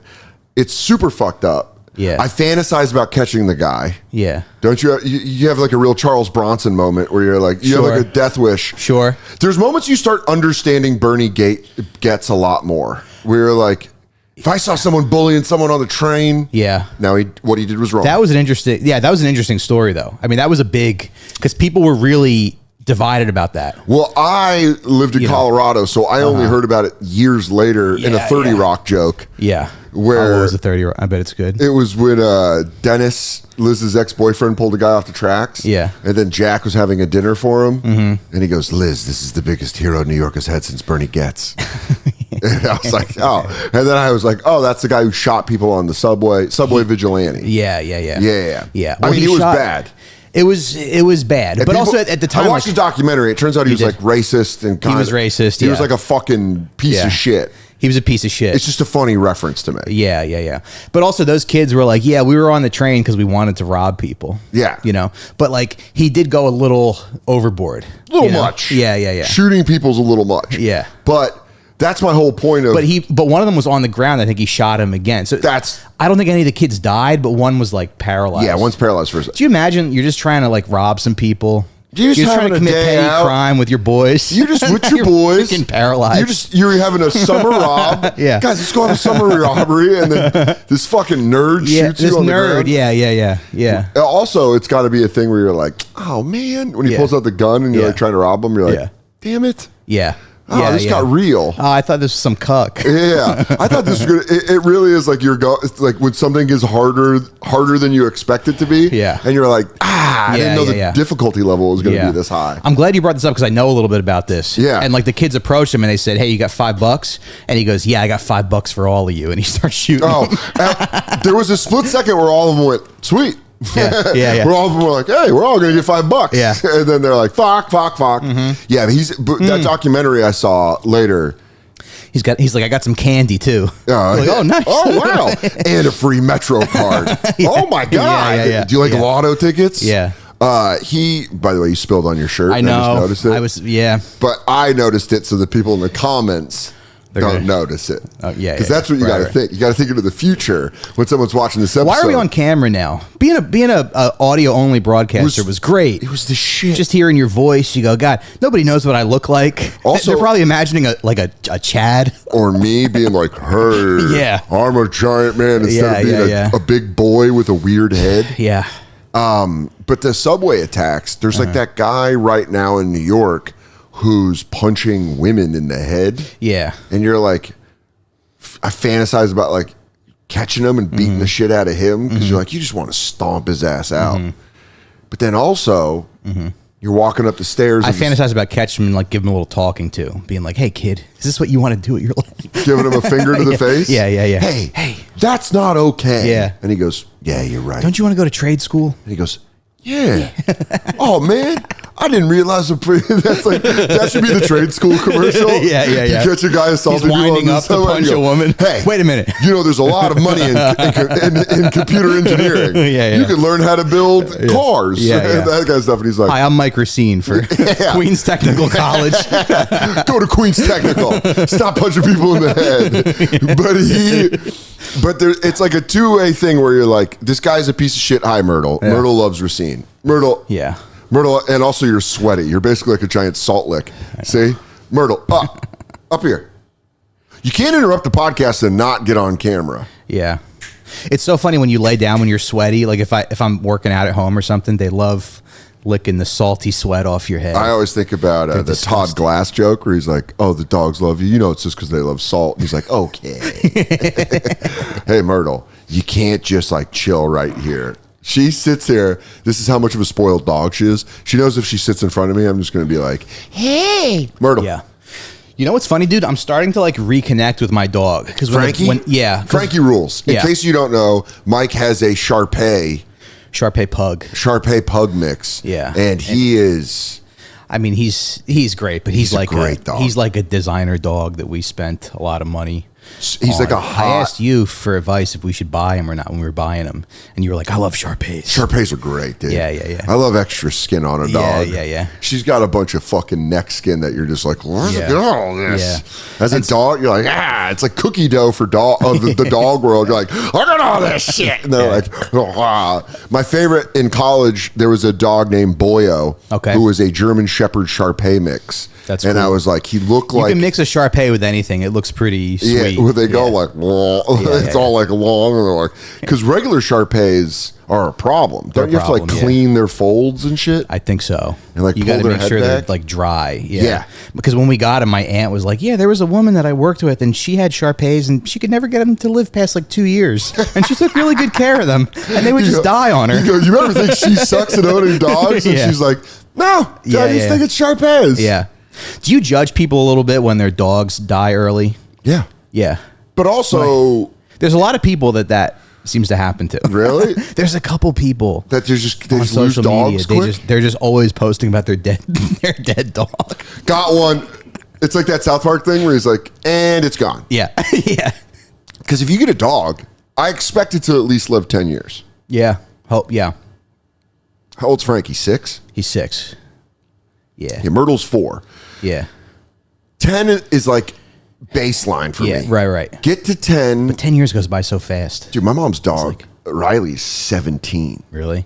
He's like 17 or 18. And it's like, now you're like, all right, that's a long. My dog Montana, when I was a kid, lived to 13. Yeah. I thought that was good. He was a big fat lab. What kind of dog is All right, he was a big fat golden retriever. Yeah. So I was like, what kind of dog does your mother have? He's a... Small? Yeah, he's a golden doodle. He's a mini golden doodle. Oh, okay. So That's long for a big dog, though. No, he's mini. Okay. He's tiny. Yeah. Small dogs live a lot longer. They live a lot longer. Yeah, if you get a big dog, they're going to live short. Yeah. That's what they say about humans, too. And I'm like, damn. Yeah. Oliver was 16 when we put him down, but he was like fine. Like the day we took him to the vet to get put down, he was like fine. Really? He's like sitting on my lap. Yeah. He didn't see it coming? I don't think he saw it. That's brutal. Where he's like, "What are we doing? We going to the park?" Yeah. We brought him to an empty room. Like there was a table with you peshued him. Yeah, we peshued him. Yeah. He's like, "What the fuck?" It's like, And then it's like Deb slamming the phone like De Niro at the diner. She's like, "No! They got him! Yeah. I can't think about. If you lose a dog quick, Yeah. more than 3 times, don't have a dog. I know. Yeah. Maybe get a cat. Even when it's one, I'm like, what happened? What happened? You know? Unless it was a tragic thing like cancer or Yeah. getting hit by a car. Yeah. What? Yeah, but if it gets hit by who gets their dog hit by a car? Dude, I don't know. I bet there's feel people like- watching this that are going to punch a wall here, and you say that. Yeah, sure. Because it's not a thing. I don't think you plan on. You don't plan it. I'm sure there's some kind of like mistake. Yes, But everybody makes the. Yeah, you're right. Everybody Dude, makes they get those off the mistakes. leash. You're like, no, and then you hear that thud, and you're Yeah. like, fuck. Yeah, I'm just saying I get a little suspicious when people are posting about like their second dead dog in the course of like 3 years. Kind of like those old tales of like the Black Widow, like the women that keep killing their husbands. Where you're like, where you're like, are you a Black Widow Oh my of God. dogs? Susan lost 2 husbands. Are you doing this in for a the year. post? She's like, oh no, we lost Yeah. my Lionel. And you're like, well, how? How did he die? Yeah. Yeah, I don't know. I want to get Myrtle to ideally 13 or 14. If I can get her to there, I'll put her in a diaper the last year. I don't give a shit. That's what Have her all Oliver- foggy eyed. Yeah. Like- Yeah. Dude, my grandma would hold on to dogs. Uh-huh. Her one dog, Buddy, Yeah. who I had a joke about, was Yeah. blind and deaf. Yeah. And there came a moment where my grandma was upstairs where I was like, should I just take this dog out? Yeah. Like I genuinely had the thought of like drop something on it. no, just grab a pillow. Grab a pillow. She wouldn't know. Yeah. I know it sounds morbid. Yeah. But this dog would just walk around being like, Yeah. and then it would. I love dogs. Yeah. This dog would touch me and I'd be like, ah, because it was like it had like the tail was like a rat tail, and it was like, it's like spine was coming up. It reminded me of the sister from Pet Cemetery, where it was like, kill that thing, just kill it. Its eye popped out, and then they took it out, so it was like eye was so, and it was like 15. Yeah. So you're like, what do you? And I was like, Nana, this dog. Yeah. She was like, he's fine. I Yeah. love him. And he was like, just walking around. Yeah. Deb had a friend whose dog passed away, and she like let it. You know, she didn't take it to the vet. Yeah, you gotta take it. It just like went stiff one day. Being a vet, You know, it just I've read there's like a high suicide rate among like vets. okay. I'm going to Google that. Yeah. But I'm pretty sure, yeah, dude, when you're putting animals down, you're putting Down, people's yeah. best friends Yeah, down all yeah, the yeah, time. yeah. I bet you're like, Because when you picture putting a dog down in your mind, the dog is like so sick, you know, that like it can barely move. Or, yeah, you want know. it to be like, Because when my grandfather passed away, he was just in a hospital bed until the numbers went down to like I imagine putting a dog down is like you're carrying it and it's limp, yeah. you know. Yeah. How do you spell veterinarian? VE. Oh boy, This is fun. Oh boy. This is a new segment. This is a Vetter. new segment on my podcast called "Why Comedians Oh, Shouldn't boy. Be in the Regular Workforce." VETRINARIAN. Veterinarian. VETERINARI. Yeah. Final answer. Veterinarian suicide rate is a crazy. Because by the way, Could have just said vet. no, you But don't. No, because veteran. There you go. Yeah, yeah, That's yeah. what I'm saying. And then, by the way, that's very high. Wow. Wow, 9 veterinarians every hour commit suicide. I just heard the wrong stat. I was like, oh shit! Oh, my God. Shit! Between How are there any 1979 left? and 2015, this is just Google. Yeah. According to data from the U.S. CDC National Center, nearly 400 veterinarians died by suicide. Oh, that's not a lot. In a year? This thing below it says. Well, oh, all right.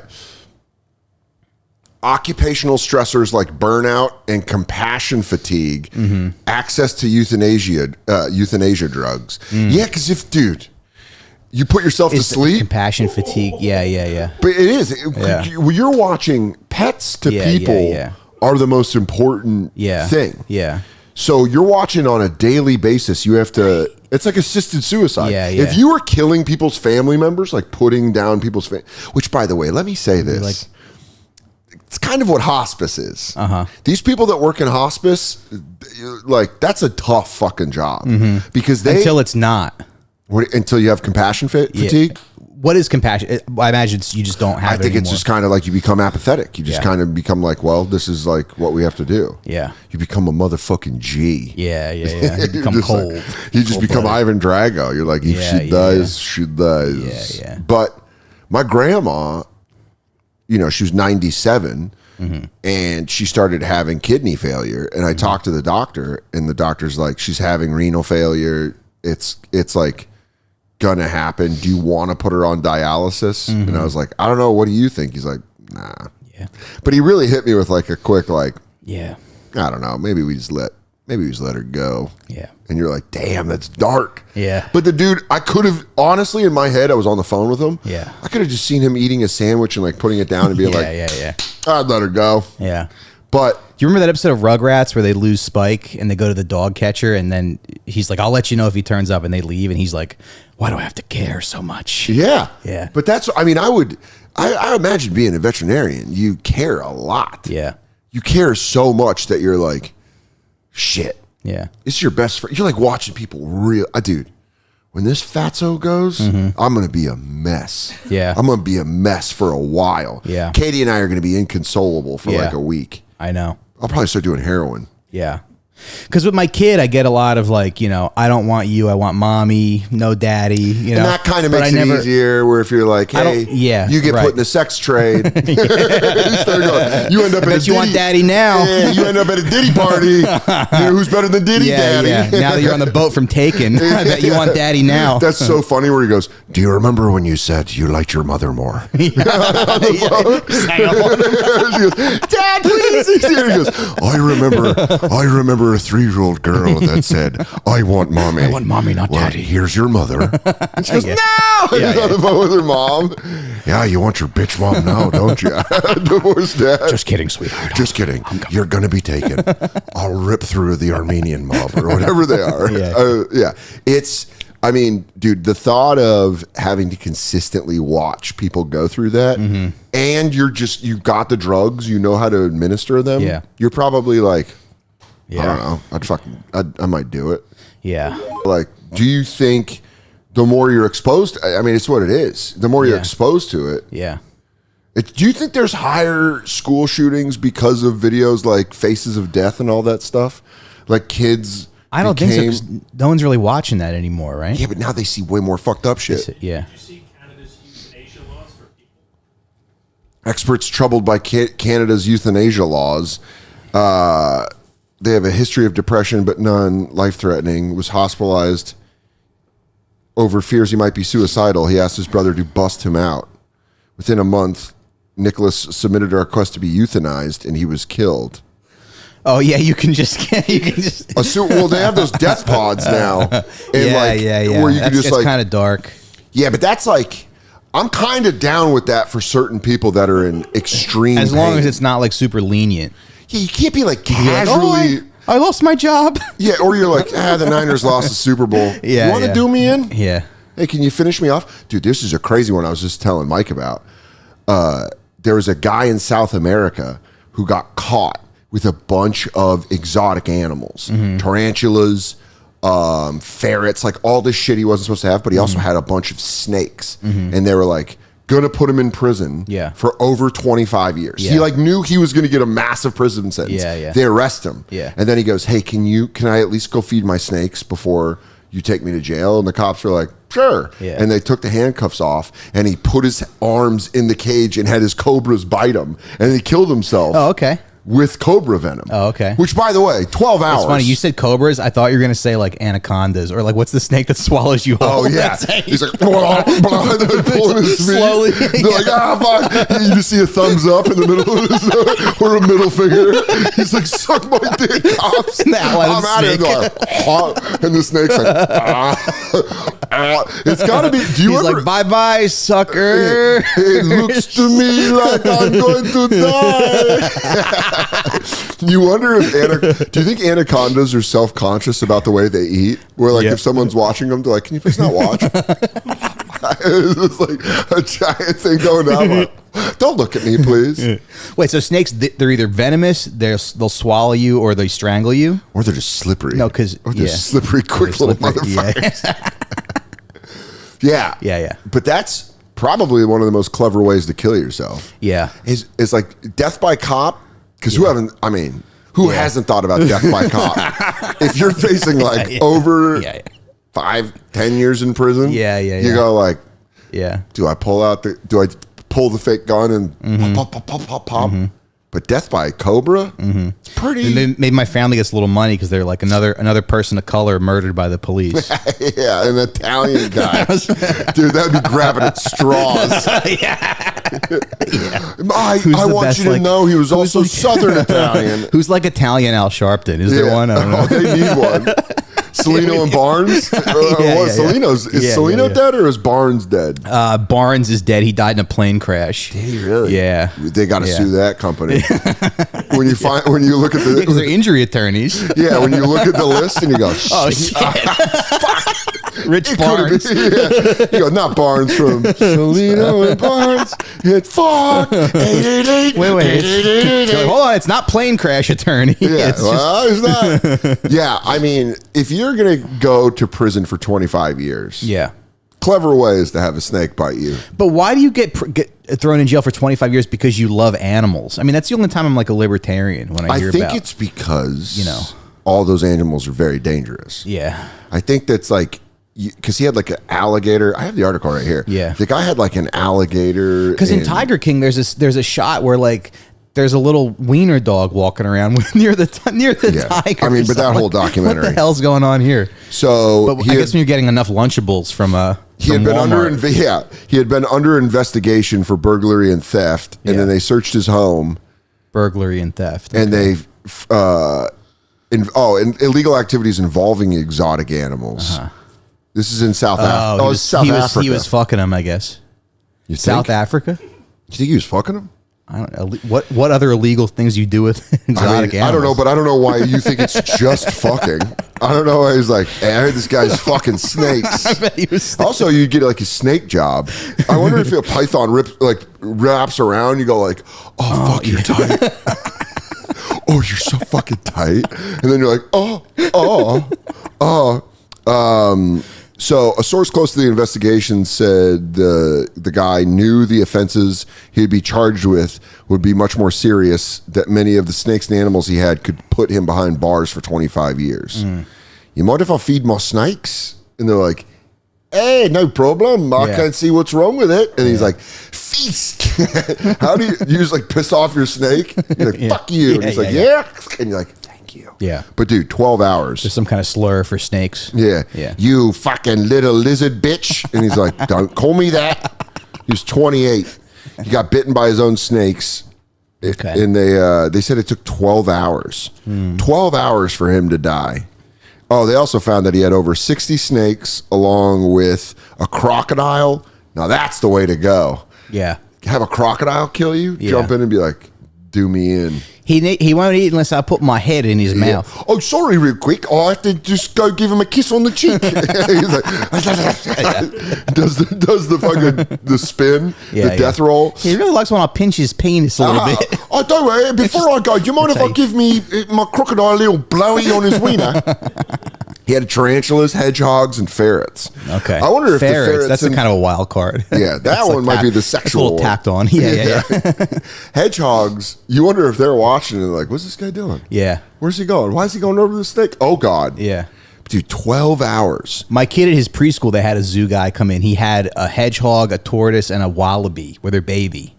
That was pretty cool. That is cool. Yeah. I mean, what a day for your kid. Yeah. Did he come home just jazzed? I was there. I got to see it because it was like You're just orientation. Sitting, Yeah, you're just sitting cross-legged with all the kids. Yeah. And they're Dude. like, are you a student here? You're like, I want to touch the wall. Kind of. I identify as a 4-year-old. That's the new move. I identify as a 6-year-old. And they go, all right, we're going to let him fucking bet it. Yeah. But you only do it to get into the zoo. Yeah, but that's it. Just and cheaper movie tickets. Yeah. You go, I want kids' prices. Kids eat free. Yeah. I identify as a kid. Dude, the wallaby came out of the little cage and I went, what? And I was like the only person that made noise. Because I thought all the kids... the kids were going to go, wah! And you were the only one that made noise? Did any of the parents look at you like, chill, dude? No, we're the only parents. Oh, There. okay. Yeah. You were the only Everybody parent? was pretty like impressed, you know? Yeah, but I mean... But not vocal. But the kids were like, wow. They were like very, But you popping mesmerized. is very funny. Yeah. That you were like, oh. They're like, what? Yeah. You're like, you guys aren't stoked about a wallaby? yeah. Oh, man. Did you get to hold it? No, but they have like long tails. So the guy was like, it's safe because I'm just holding her by her tail. But she had her baby with her. It's like, you don't want to, mess with that thing. Yeah. When she's got the baby. Any animal. Yeah. When I moved to Alaska for the summer, when I was 19, they were like, hey, just to let you know, moose, there's like a lot of moose around. That's cool. Like, make sure you never get in between a moose and their yearling. Sure. Or they'll fucking destroy you. Because moose can kick forward. Did you know that? Like, they can, like, horses can only, horses and donkeys can only kick backwards. Yeah. Moose can, like, pop, pop, pop, pop. They can fuck your shit up. Okay. So they were like, they can Van Damme you. Yeah. Yeah. Pop, pop, pop. Steven Seagal your ass. Yeah. But they were like, don't get in between them. Uh-huh. And I was like I was going to. Yeah. I'm not an idiot. Right.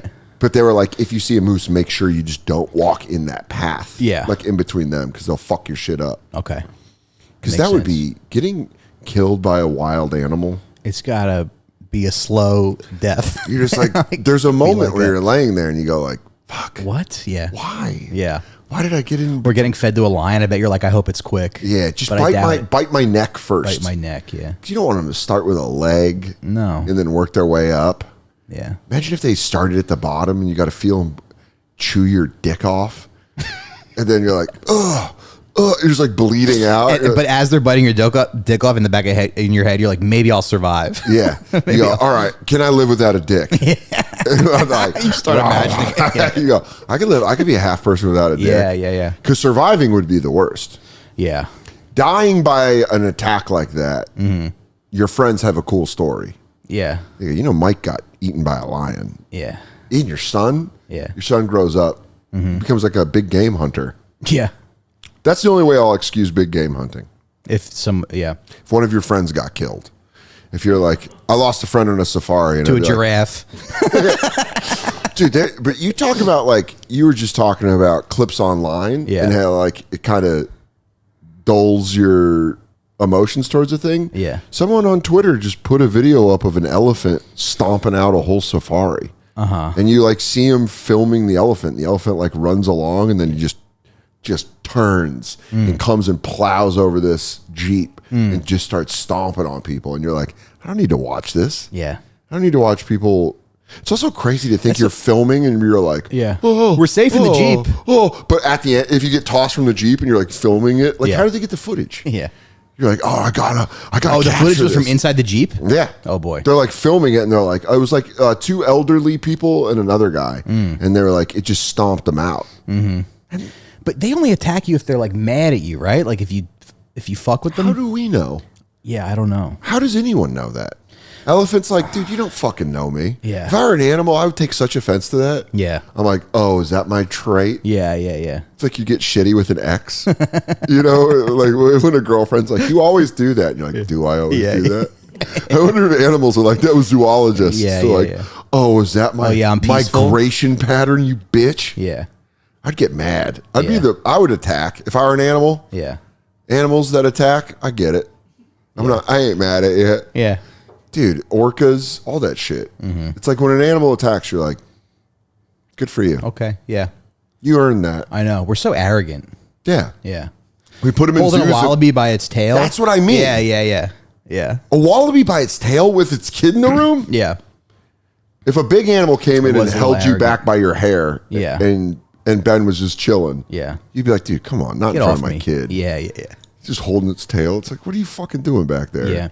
I did imagine that guy putting all his animals in like an Uber XL. That's funny. Putting on quiet preferred and then also like insane animal.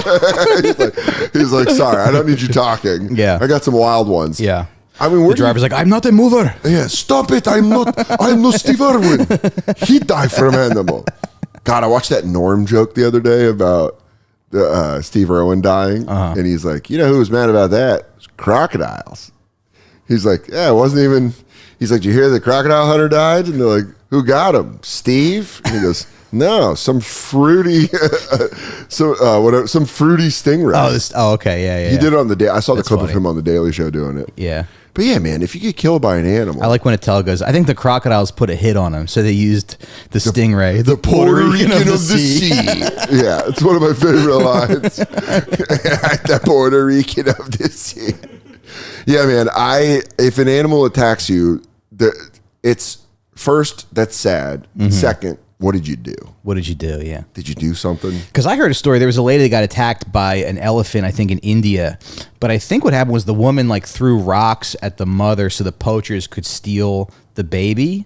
So then the elephant came back, killed her, and then came back to her funeral. I heard that funeral. Story. I didn't know it was because she was trying to get the That's baby what I poached. heard. I mean, that is the better. Well, That's what I want to believe. Yeah, don't they say, memory like an elephant? Yeah. So it makes sense if an elephant's never like, forget. oh yeah, Yeah, I yeah, remember that. Yeah. When's your service? Yeah. But also, Imagine you're throwing rocks at an elephant so poachers can steal its baby, and you're like, she'll forget this in a couple weeks. she ain't even gonna remember I did this. And Yeah. then she's like, not only that, I'm gonna ruin your family grieving for you. Yeah. It would be crazy though when you're like sitting there crying at a funeral and you're like, she loved spring, and then you just hear, and you're like, couldn't be. Yeah. Couldn't be. Just coming in like stone cold. Just comes in and just kicks everyone's ass and then leaves. And then you're sitting around eating and you're like, that was pretty crazy, huh? You're like, dude, I would want to tell everybody I knew. Yeah. That's like, if you weren't close to her. Well, that's your new grandma. The elephant's your new grandma. Yeah, you're like, well, you're now the matriarch of the family. Yeah. That would be so cool. Yeah, it would be really cool. That's my grandma You elephant. have to respect it. She killed my human grandma and then stormed the funeral, which is nuts. Yeah. Yeah, animals attacking trainers, always thumbs up. You think? See, I feel bad for those trainers because it's always like the trainers are always like, I dedicated my life to these animals and I love them, and it's like, don't be sad if they kill me. Yeah, but Do you think sometimes they get a little out of line? I think it's what you were saying with the wallaby. It's the arrogance of humanity to go, we've captured you, now be cool about it. It's like, I don't get mad when there's a prison revolt. Yeah. When there's like a prison riot, you're Sure. like, yeah, probably. If I was locked up and I saw an opportunity to fuck some shit up, I'd do that. Yeah. So it's like when you're in a zoo. You think pit bulls do the same thing when they like? Because sometimes you'll hear about pit bulls like just turning on their owners after a decade and a half. That's- Or like, That's like one of those things where I hope the owner was doing something. Because if a pit bull's just turning like that, you're like, damn, I wouldn't have a pit bull. Yeah. But pit bull owners are always like, they're very sweet, they're always nice. So Yeah. I bet it is. I bet it's something. Yeah. I mean, You hope it's this something, 'cause fatso would turn on me the second I don't give her were enough late with her lunch, T yeah. words. Yeah. TREATS. We can't say it because my fat dog goes nuts. It's one of the only things. I say sit and she's like, I don't know what that means. Yeah, I say yeah. the T word and she's like, are we doing this? Yeah. But yeah, you worry about a dog like that that's like crazy muscular and powerful. It's like, I don't know. It'd be like being a small woman dating a big, strong man. Yeah. Where you're like, you could flip on me. Like Yeah. dating an MMA fighter. Yeah. Where you're like, at any moment. Because what other animal has delts? None. Dude, they're so jacked. I think the two. They have front delts. Who's the two most jacked animals? I'd probably say pit I bulls. guess pit bulls and kangaroos. Are they? Kangaroos, when they stand up like that, and you see their pecs. Yeah. And you're like, damn, you're kind of fucking, you're brolic, dude. They're just like, Yeah. but yeah, you're right. Like the way that pit bulls, just Rottweilers, they got muscles. But outside of dog, gorillas, obviously. Gorillas, yeah. I would say, are probably the I most feel like a jacked. walrus would fuck you up. Yeah, walrus has got like defensive lineman strength. Yeah. Where there's like, yeah. it's like, fucking one shot. That would be the quickest death if Yeah. a walrus killed you. And you just hear it, and you just like, bonk, Yeah. and your head's done. Yeah.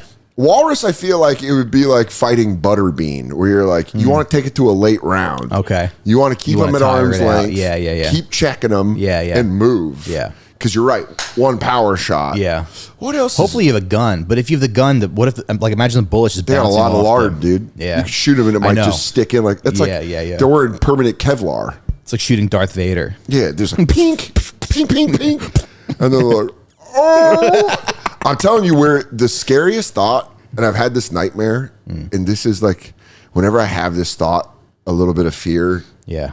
bubbles up in me. Yeah. Falling into the water with an animal like a shark or an alligator or even a walrus. I'm not really scared of sharks. What? I thought I heard you just punch him in the nose and that's Do it. you know how much that's easier said than done? Sure. That's like, you know what that reminds me of? That's like the C version of when someone shows you taking a gun from someone. Sure. You go, sure. well, yeah. With no adrenaline and you're like teaching me, I'm sure I could do. Like the thought of punching a shark. There's plenty of animals I'm scared of, but all my life I've heard if you punch it in the nose, it swims away. But you yeah. miss? What if you miss? Yeah. I mean. Also, how do you punch when you're in the water? It's all slow. And then Yeah. it's like, oh, Myrtle's got thoughts on I guess you got to it. punch down to the. Did you hear me say T word? She's stretching. She's like, you know what my fat ass could do with? Another. Stop licking his leg because it's sweaty. You're a wild one. We got. I am afraid of like the deep ocean though. You know, like a lot of my yeah. TikTok is like deep ocean facts. Oh, where they do that or like the waves. Yeah. You know when they show the waves, pictures of crested, big waves, and now they yeah. put that song that goes, whoa. Dude, Katie has a legitimate fear of like, we talked about it on the Nebraska podcast that we're putting out, but she has a legitimate fear of like large objects underwater. Yeah. Like turbines and shit underwater. Okay. And that song freaks her out. So when you go like, It is very. oh, I'll do it. She'll be like, hey, yeah. don't do that. Like, you know, when you're joking around with someone and they go, hey, I'm being serious. Please stop doing that. That's for her. Yeah. Where I go like, bro. She's like, I hate that shit. Yeah, being deep underwater. But that's what I mean with the shark. I think about like walking along a dock and falling into water with like an alligator. Like that thought, that fear of like, Yeah. you'd be scared shit. Because how do you that grip that grip Dude, it of just the, takes you. Yeah. Also, that's where they live. Like they're fast. Yeah.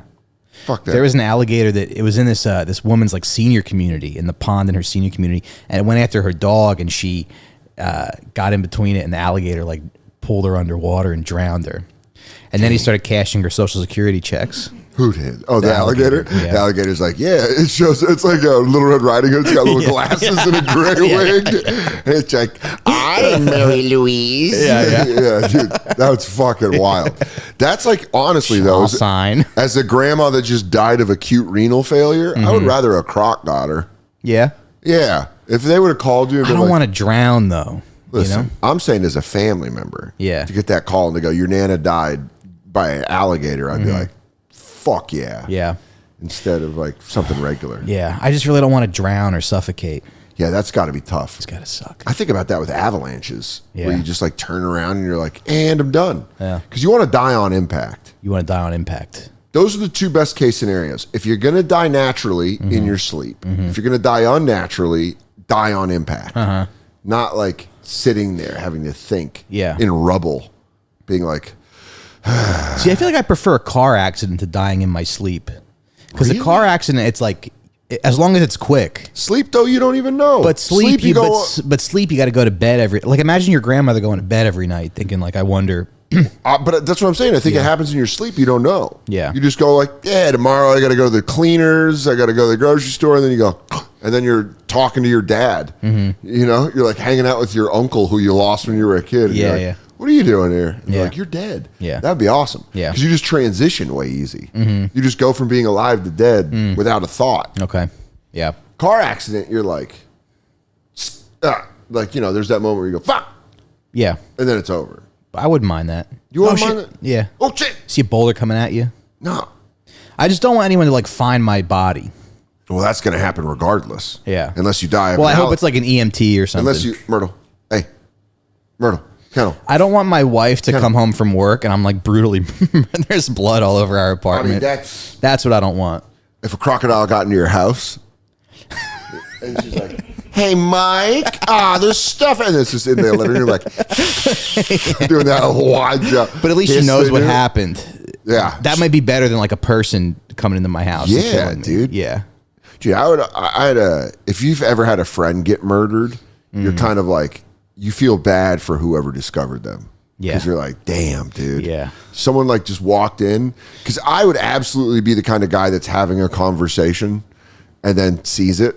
Where I go, anyways, they're kind of out of, oh, shit. Like, I know if I discovered a dead person, it would be me talking, being like, it's pretty cool. Cody Rhodes won the title off. Oh, no. Yeah. And it's just blood. Everyone, I've only gotten phone calls of people that have died, which is, that's Got murdered? Or, yeah. Yeah. That's like preferable. Yeah. That's the preferred way. Yeah. It's just someone going, hey, sit down.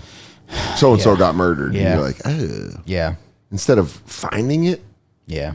I don't know. This got dark. This whole episode's been super morbid. Yeah. We should save this. We should go back for to putting Halloween. Welcome to the Halloween episode. Well, because there was another, I mean, it's like that guy killing himself with his snakes. That is a form of insanity.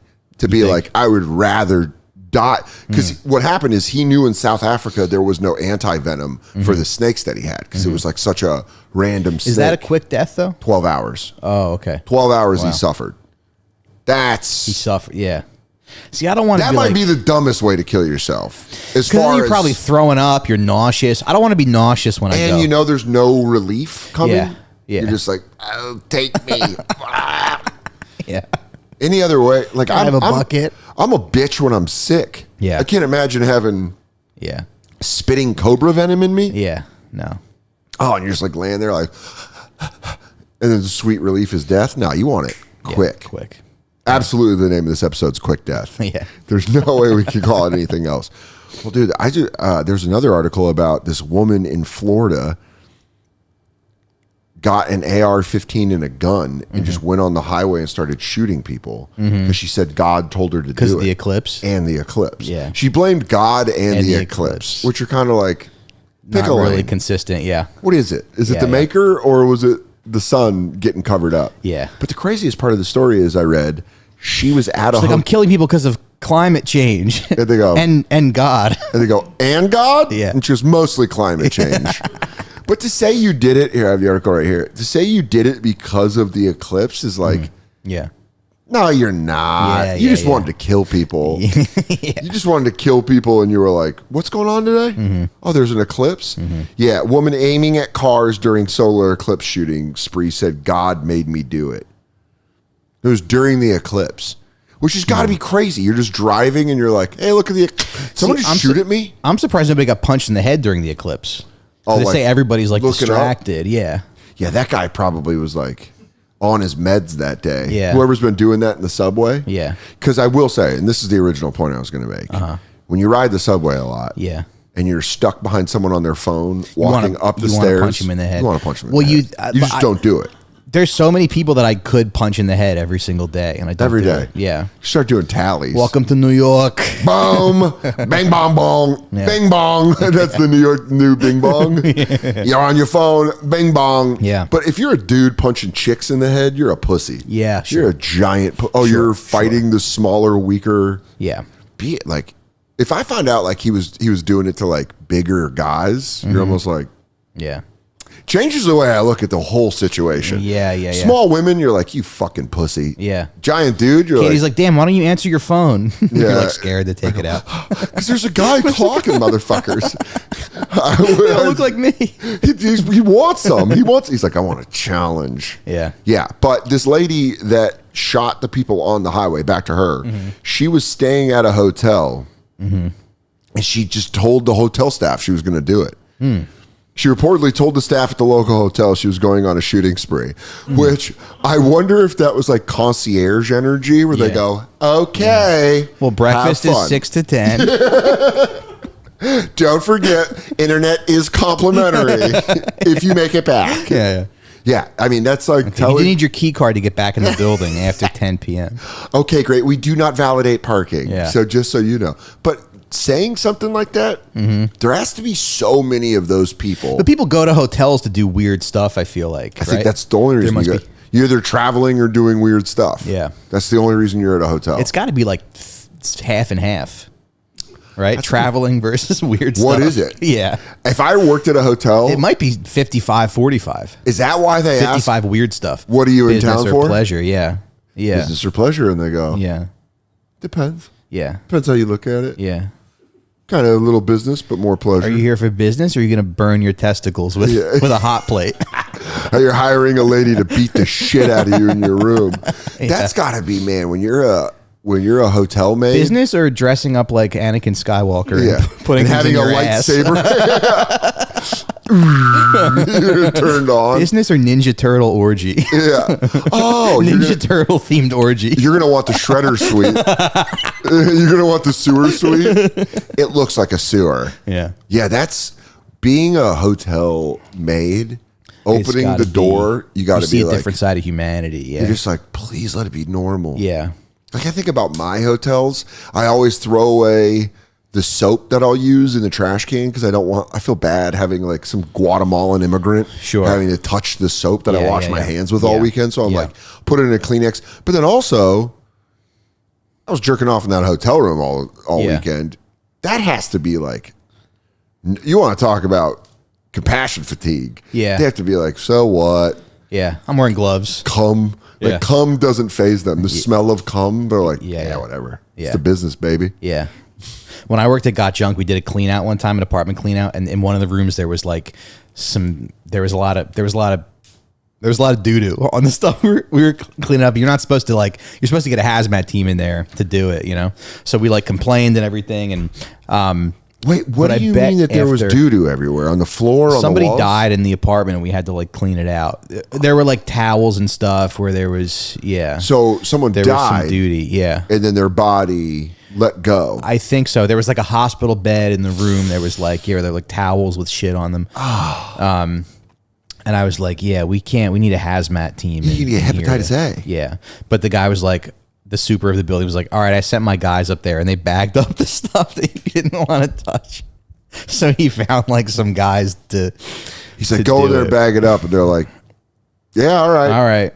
Yeah. I walked 700 miles from Central America to get here. Yeah. I guess I'll clean up a dead guy's This shit. white guy doesn't want to do it. Yeah. You're like, ew, I'm here to move the dresser. Yeah. No, I only do couches and dressers, not doo-doo. Yeah. That's fucking wild. Yeah. What was the craziest shit you found cleaning someone's apartment out? I mean, it was probably that. It's pretty, I don't know, it's pretty normal. The weirdest jobs were like, not jobs like that, but jobs where someone passes away and it looks like this. Everything's pretty orderly. Yeah. And you just take their stuff and you throw it in the trash. Did you ever keep any of it? Yeah, okay. some This stuff is a here safe and there. space. No, some stuff They're not here and gonna there, snitch. but yeah, but I mean, you certainly can because it all goes to the dump. Yeah. So because you're just putting it in a landfill. yeah, I did throw out a couch one time that I still kind of regret. It was a very nice couch. It's the one that got I still away? Think about it. It's the couch that got away. Yeah, You go, fuck, man, it I was could like be- embroidered. It had like embroidery on it. It was God, I very could be nice. laying on It that. had like it was like a beige couch with like embroidered leaves on it. It was clearly a very nice, a beautiful couch. And they were dead. I don't know if they were dead or not. They just left. But So my grandma's townhouse. yeah, My cousin and I went and took you're just all. throwing someone's life in the trash. That's what it is. We you know? left. Yeah. I'll show you a picture of it. Yeah. We left and it was kind of like, that's the part that made me sad because I've been dealing with her dying. Yeah. But like the part that made me sad was like, oh, I used to like come here as a kid. Yeah. And now it's just this like abandoned. You got to sell the house or whatever. Well, the bank's foreclosing on it, but that was all the stuff we left behind. yeah. No, and it's very orderly. Yeah, It's like I'll send clean. it so you can put it. We'll put it right there, Yeah. so you can see. Yeah. And if you live in Lake County, break in and sleep there. There's a bed upstairs that's still good. Subscribe to Patreon to see my grandmother's apartment. If you want a hot take on my dead Nana's place, Yeah. But you see what I mean? Like She must have been very clean. she was very clean. Yeah. But at the end, I mean, like all those boxes and stuff is stuff that we took. Yeah. But like the painting, there was stuff that we just left on the walls because the bank's foreclosing on it. So it's no one's keeping the house. Yeah. And that was my thought is like, well, why am I going to clean this place out? Yeah. Have the fucking bank hire guys like you to come in and just Yeah. You should give my Dump it all. number if you want. fly to California, dude. Yeah. I go, I'm bringing in a guy.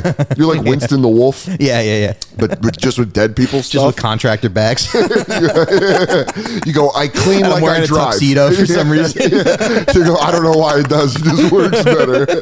Would you like to get breakfast? Yeah. Yeah, it's nuts, man. When people die, you don't really think about all the stuff that they just leave behind. Yeah. Because everyone's got Yeah. I'm not trying to do a Carlin bit, but everyone's just got stuff. Everyone's got stuff. And then like that doesn't all go to your family. No, of course not. It goes to a landfill.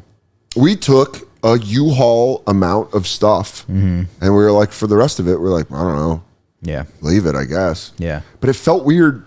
I've been thinking about that. Yeah. It felt weird leaving stuff behind. What's so funny is they're going to clean out the But picture. then where's it going to go? You know, you take the... Because when my grandmother passed away, my cousins went to her house and, you know, like all her clothes were still in there and Yeah. everything. You know, the stuff she like wore to church and Yeah. it probably smelled like her and... Exactly. You know, yeah. Like there's like a cat sweater that my grandma used to wear all the time, and I know it's just hanging Yeah. up in her apartment, cat sweater, yeah. in her townhouse. Yeah, but yeah. it's also funny to think they're going to go in a guest room and there's going to be my senior photo, just like chilling on the wall. Yeah, I just wonder if anyone, you know, the egomaniac in me wonders if there's anyone that's going to go in and go, is that Dan Soder? Yeah. Like, while they're just like cleaning out this place, and they Yeah, go, yeah.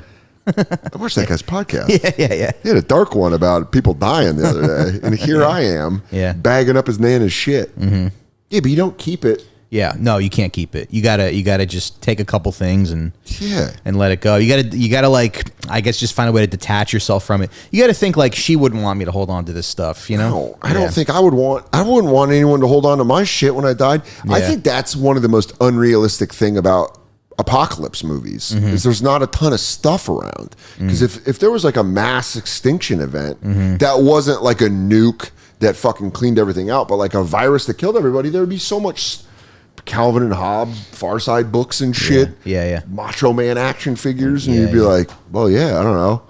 I guess I'll take this. Yeah. I don't know. It's weird though, because now that you can't buy media, now that all media is like downloadable and shit, it will, like your son's gonna deal with less of that Yeah. than our generation did. Like my grandma was from the Great Depression, so everything Yeah. she held on to fucking everything. Yeah. But Ben and Ben's kids, Yeah. like your grandkids, Yeah. are gonna be like, oh, Grandpa had a ton of stuff. Yeah. All we have is this little tablet, and then our four With his playlist on it. and our 4 spacesuits. Yeah. That fucking upload. Yeah. You're like, oh, sex. He's looking at your Spotify like, sex with my wife. Dude, I think about that all the time about, we found a letter from my dad. Did I read that on the podcast yet? You have it. Yeah, I know exactly where it is. We found a letter.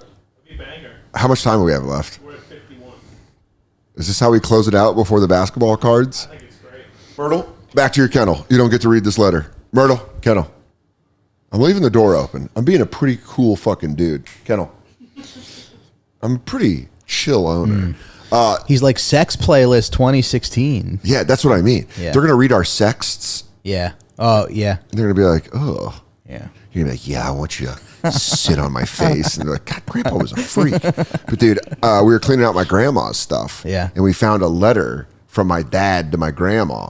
Oh, and this cool. is when my dad was like 25.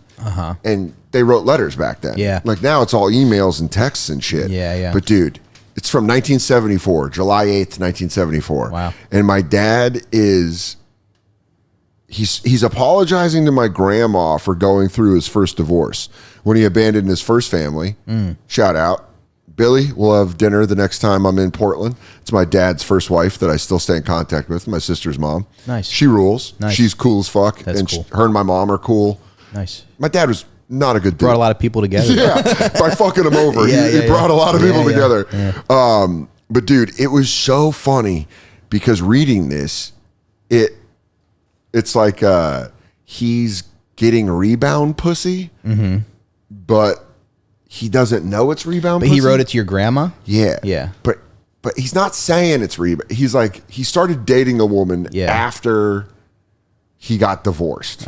So he's clearly on the rebound. And you remember being 25. Yeah. When you'd be like, oh, this is the answer to life. And so I was like reading this letter with my cousin, and I was like, yeah, my dad's pussy whipped in this letter. And you could read it because he wrote, it seems like I've been looking for Betty for 25 years. You stated when we were with you that you'd never seen me as happy. Mom, in my short life, I've never felt this happy.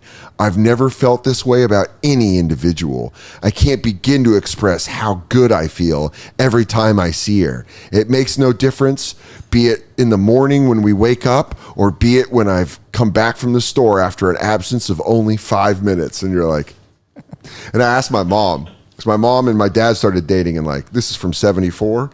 They started dating in like 76. And I was like, you know a girl named Betty? And my mom was like, no. Yeah. She's like, I didn't know a girl named Betty. And she was like, so it's clearly a girl that my dad was just fucking. But this is what I mean. I got proof. Yeah. They're going to have to go through these phones. It can be deleted. Yeah. Like your grandkids are going to have to like be good with computers and find it. Yeah. This I just found and I was like, oh, come on, Gary. Yeah. Oh, come on, dude. Right. Like, he's never going to know. He's simping. He's simping. So that's exactly what it is. Yeah. He's like simping and you're like, Gary, come on. Because you don't think of your dad you don't think of your dad as a simp. Well, You don't want also, to- I grew up with my dad talking shit about my mom. Like they were divorced. Yeah. So my dad would be like, "Hey, your mom's a bitch," but he always played it cool. He's like, "Hey, I'm the man. Your mom misses this." That kind of shit. And then I read that letter. I'm like, "You fucking loser." Yeah. Betty probably treated him like shit. Oh, she probably was fucking some black dude on the side. 74, we don't know. But you know what I mean? You don't know. She's like, she's doing something. It'd be funny if this podcast comes out and she's like, I am Betty. Did you see the Napoleon movie? No. People didn't like it, but one thing that's cool about it is like he is like a total simp in the movie. Yeah. And it's like everybody's a simp at one point. Dude, yeah. Everybody gets walked all over by some girl. That's a part of life. Yeah. Is like being like falling great in part. love where you're just so vulnerable that you're a simp. Yeah. That you're just like, it's like a drug. Yeah. You're like, anything you need. Oh, fucking God, I need you. Yeah. Oh. Yeah. But Latin guys do it the coolest because they're like, oh, mi amor.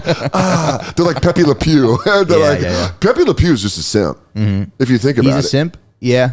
Because, he follows that. Is he simping though? It seems like it's more like a dominant. Do you think it's more rapist? It's that Chappelle. It's that Chappelle. I haven't seen it in a while, but there's there's more of like a predatory thing. Yeah. But I kind of think he's like, oh, like when he gets her and he's like, oh, I love you. White guys simping just gets scary. It gets scary. That's mass shootings. Yeah. Instead of just like, fuck you. You didn't pick up. Yeah. You didn't pick up my phone call. And where Latin guys are like, "Ay, es the sun, ay, ay, oh, Dios mío." I know we get too angry when we're like, lose my fucking number, bitch. Don't ever talk to me again. You think you're That's like all Twitter? Stupid bitch. Yeah. Why don't you fucking hate me? You think you're like asserting yourself and you're not. Yeah. If you that's the lesson of this episode. Yeah. Die quickly and simp like a Latin. I yearn for you. There you go. That's the episode title. No, dude. What was the first one we were calling it? Die quick. Quick death. Quick death might be good. So I know you're not a giant sports guy, but Microscene has an incredible special out right now on YouTube. Thanks. One of the funniest human beings walking on the planet. Check out Out for Smokes, the podcast, microscene.com. Microscenecomedy.com. Microscenecomedy.com, at Microscene on social I media. got some dates. I got Charlotte June 2nd. June 2nd. I didn't sell great there last time. So I haven't. shout that out, yeah. Come on, Charlotte. Yeah. Come on out and see Microscene, June 2nd. Yeah. You Skip rule. the Bank of America and come to my show. Yeah, at come Comedy see Mike. Zone. Come see Mike at the Charlotte Comedy Zone. You rule, dude. Thanks for coming by and doing this. Thanks for having me. Got real dark and silly. That's all right. That's as long as the they best. watch the special. Yeah, just watch the special.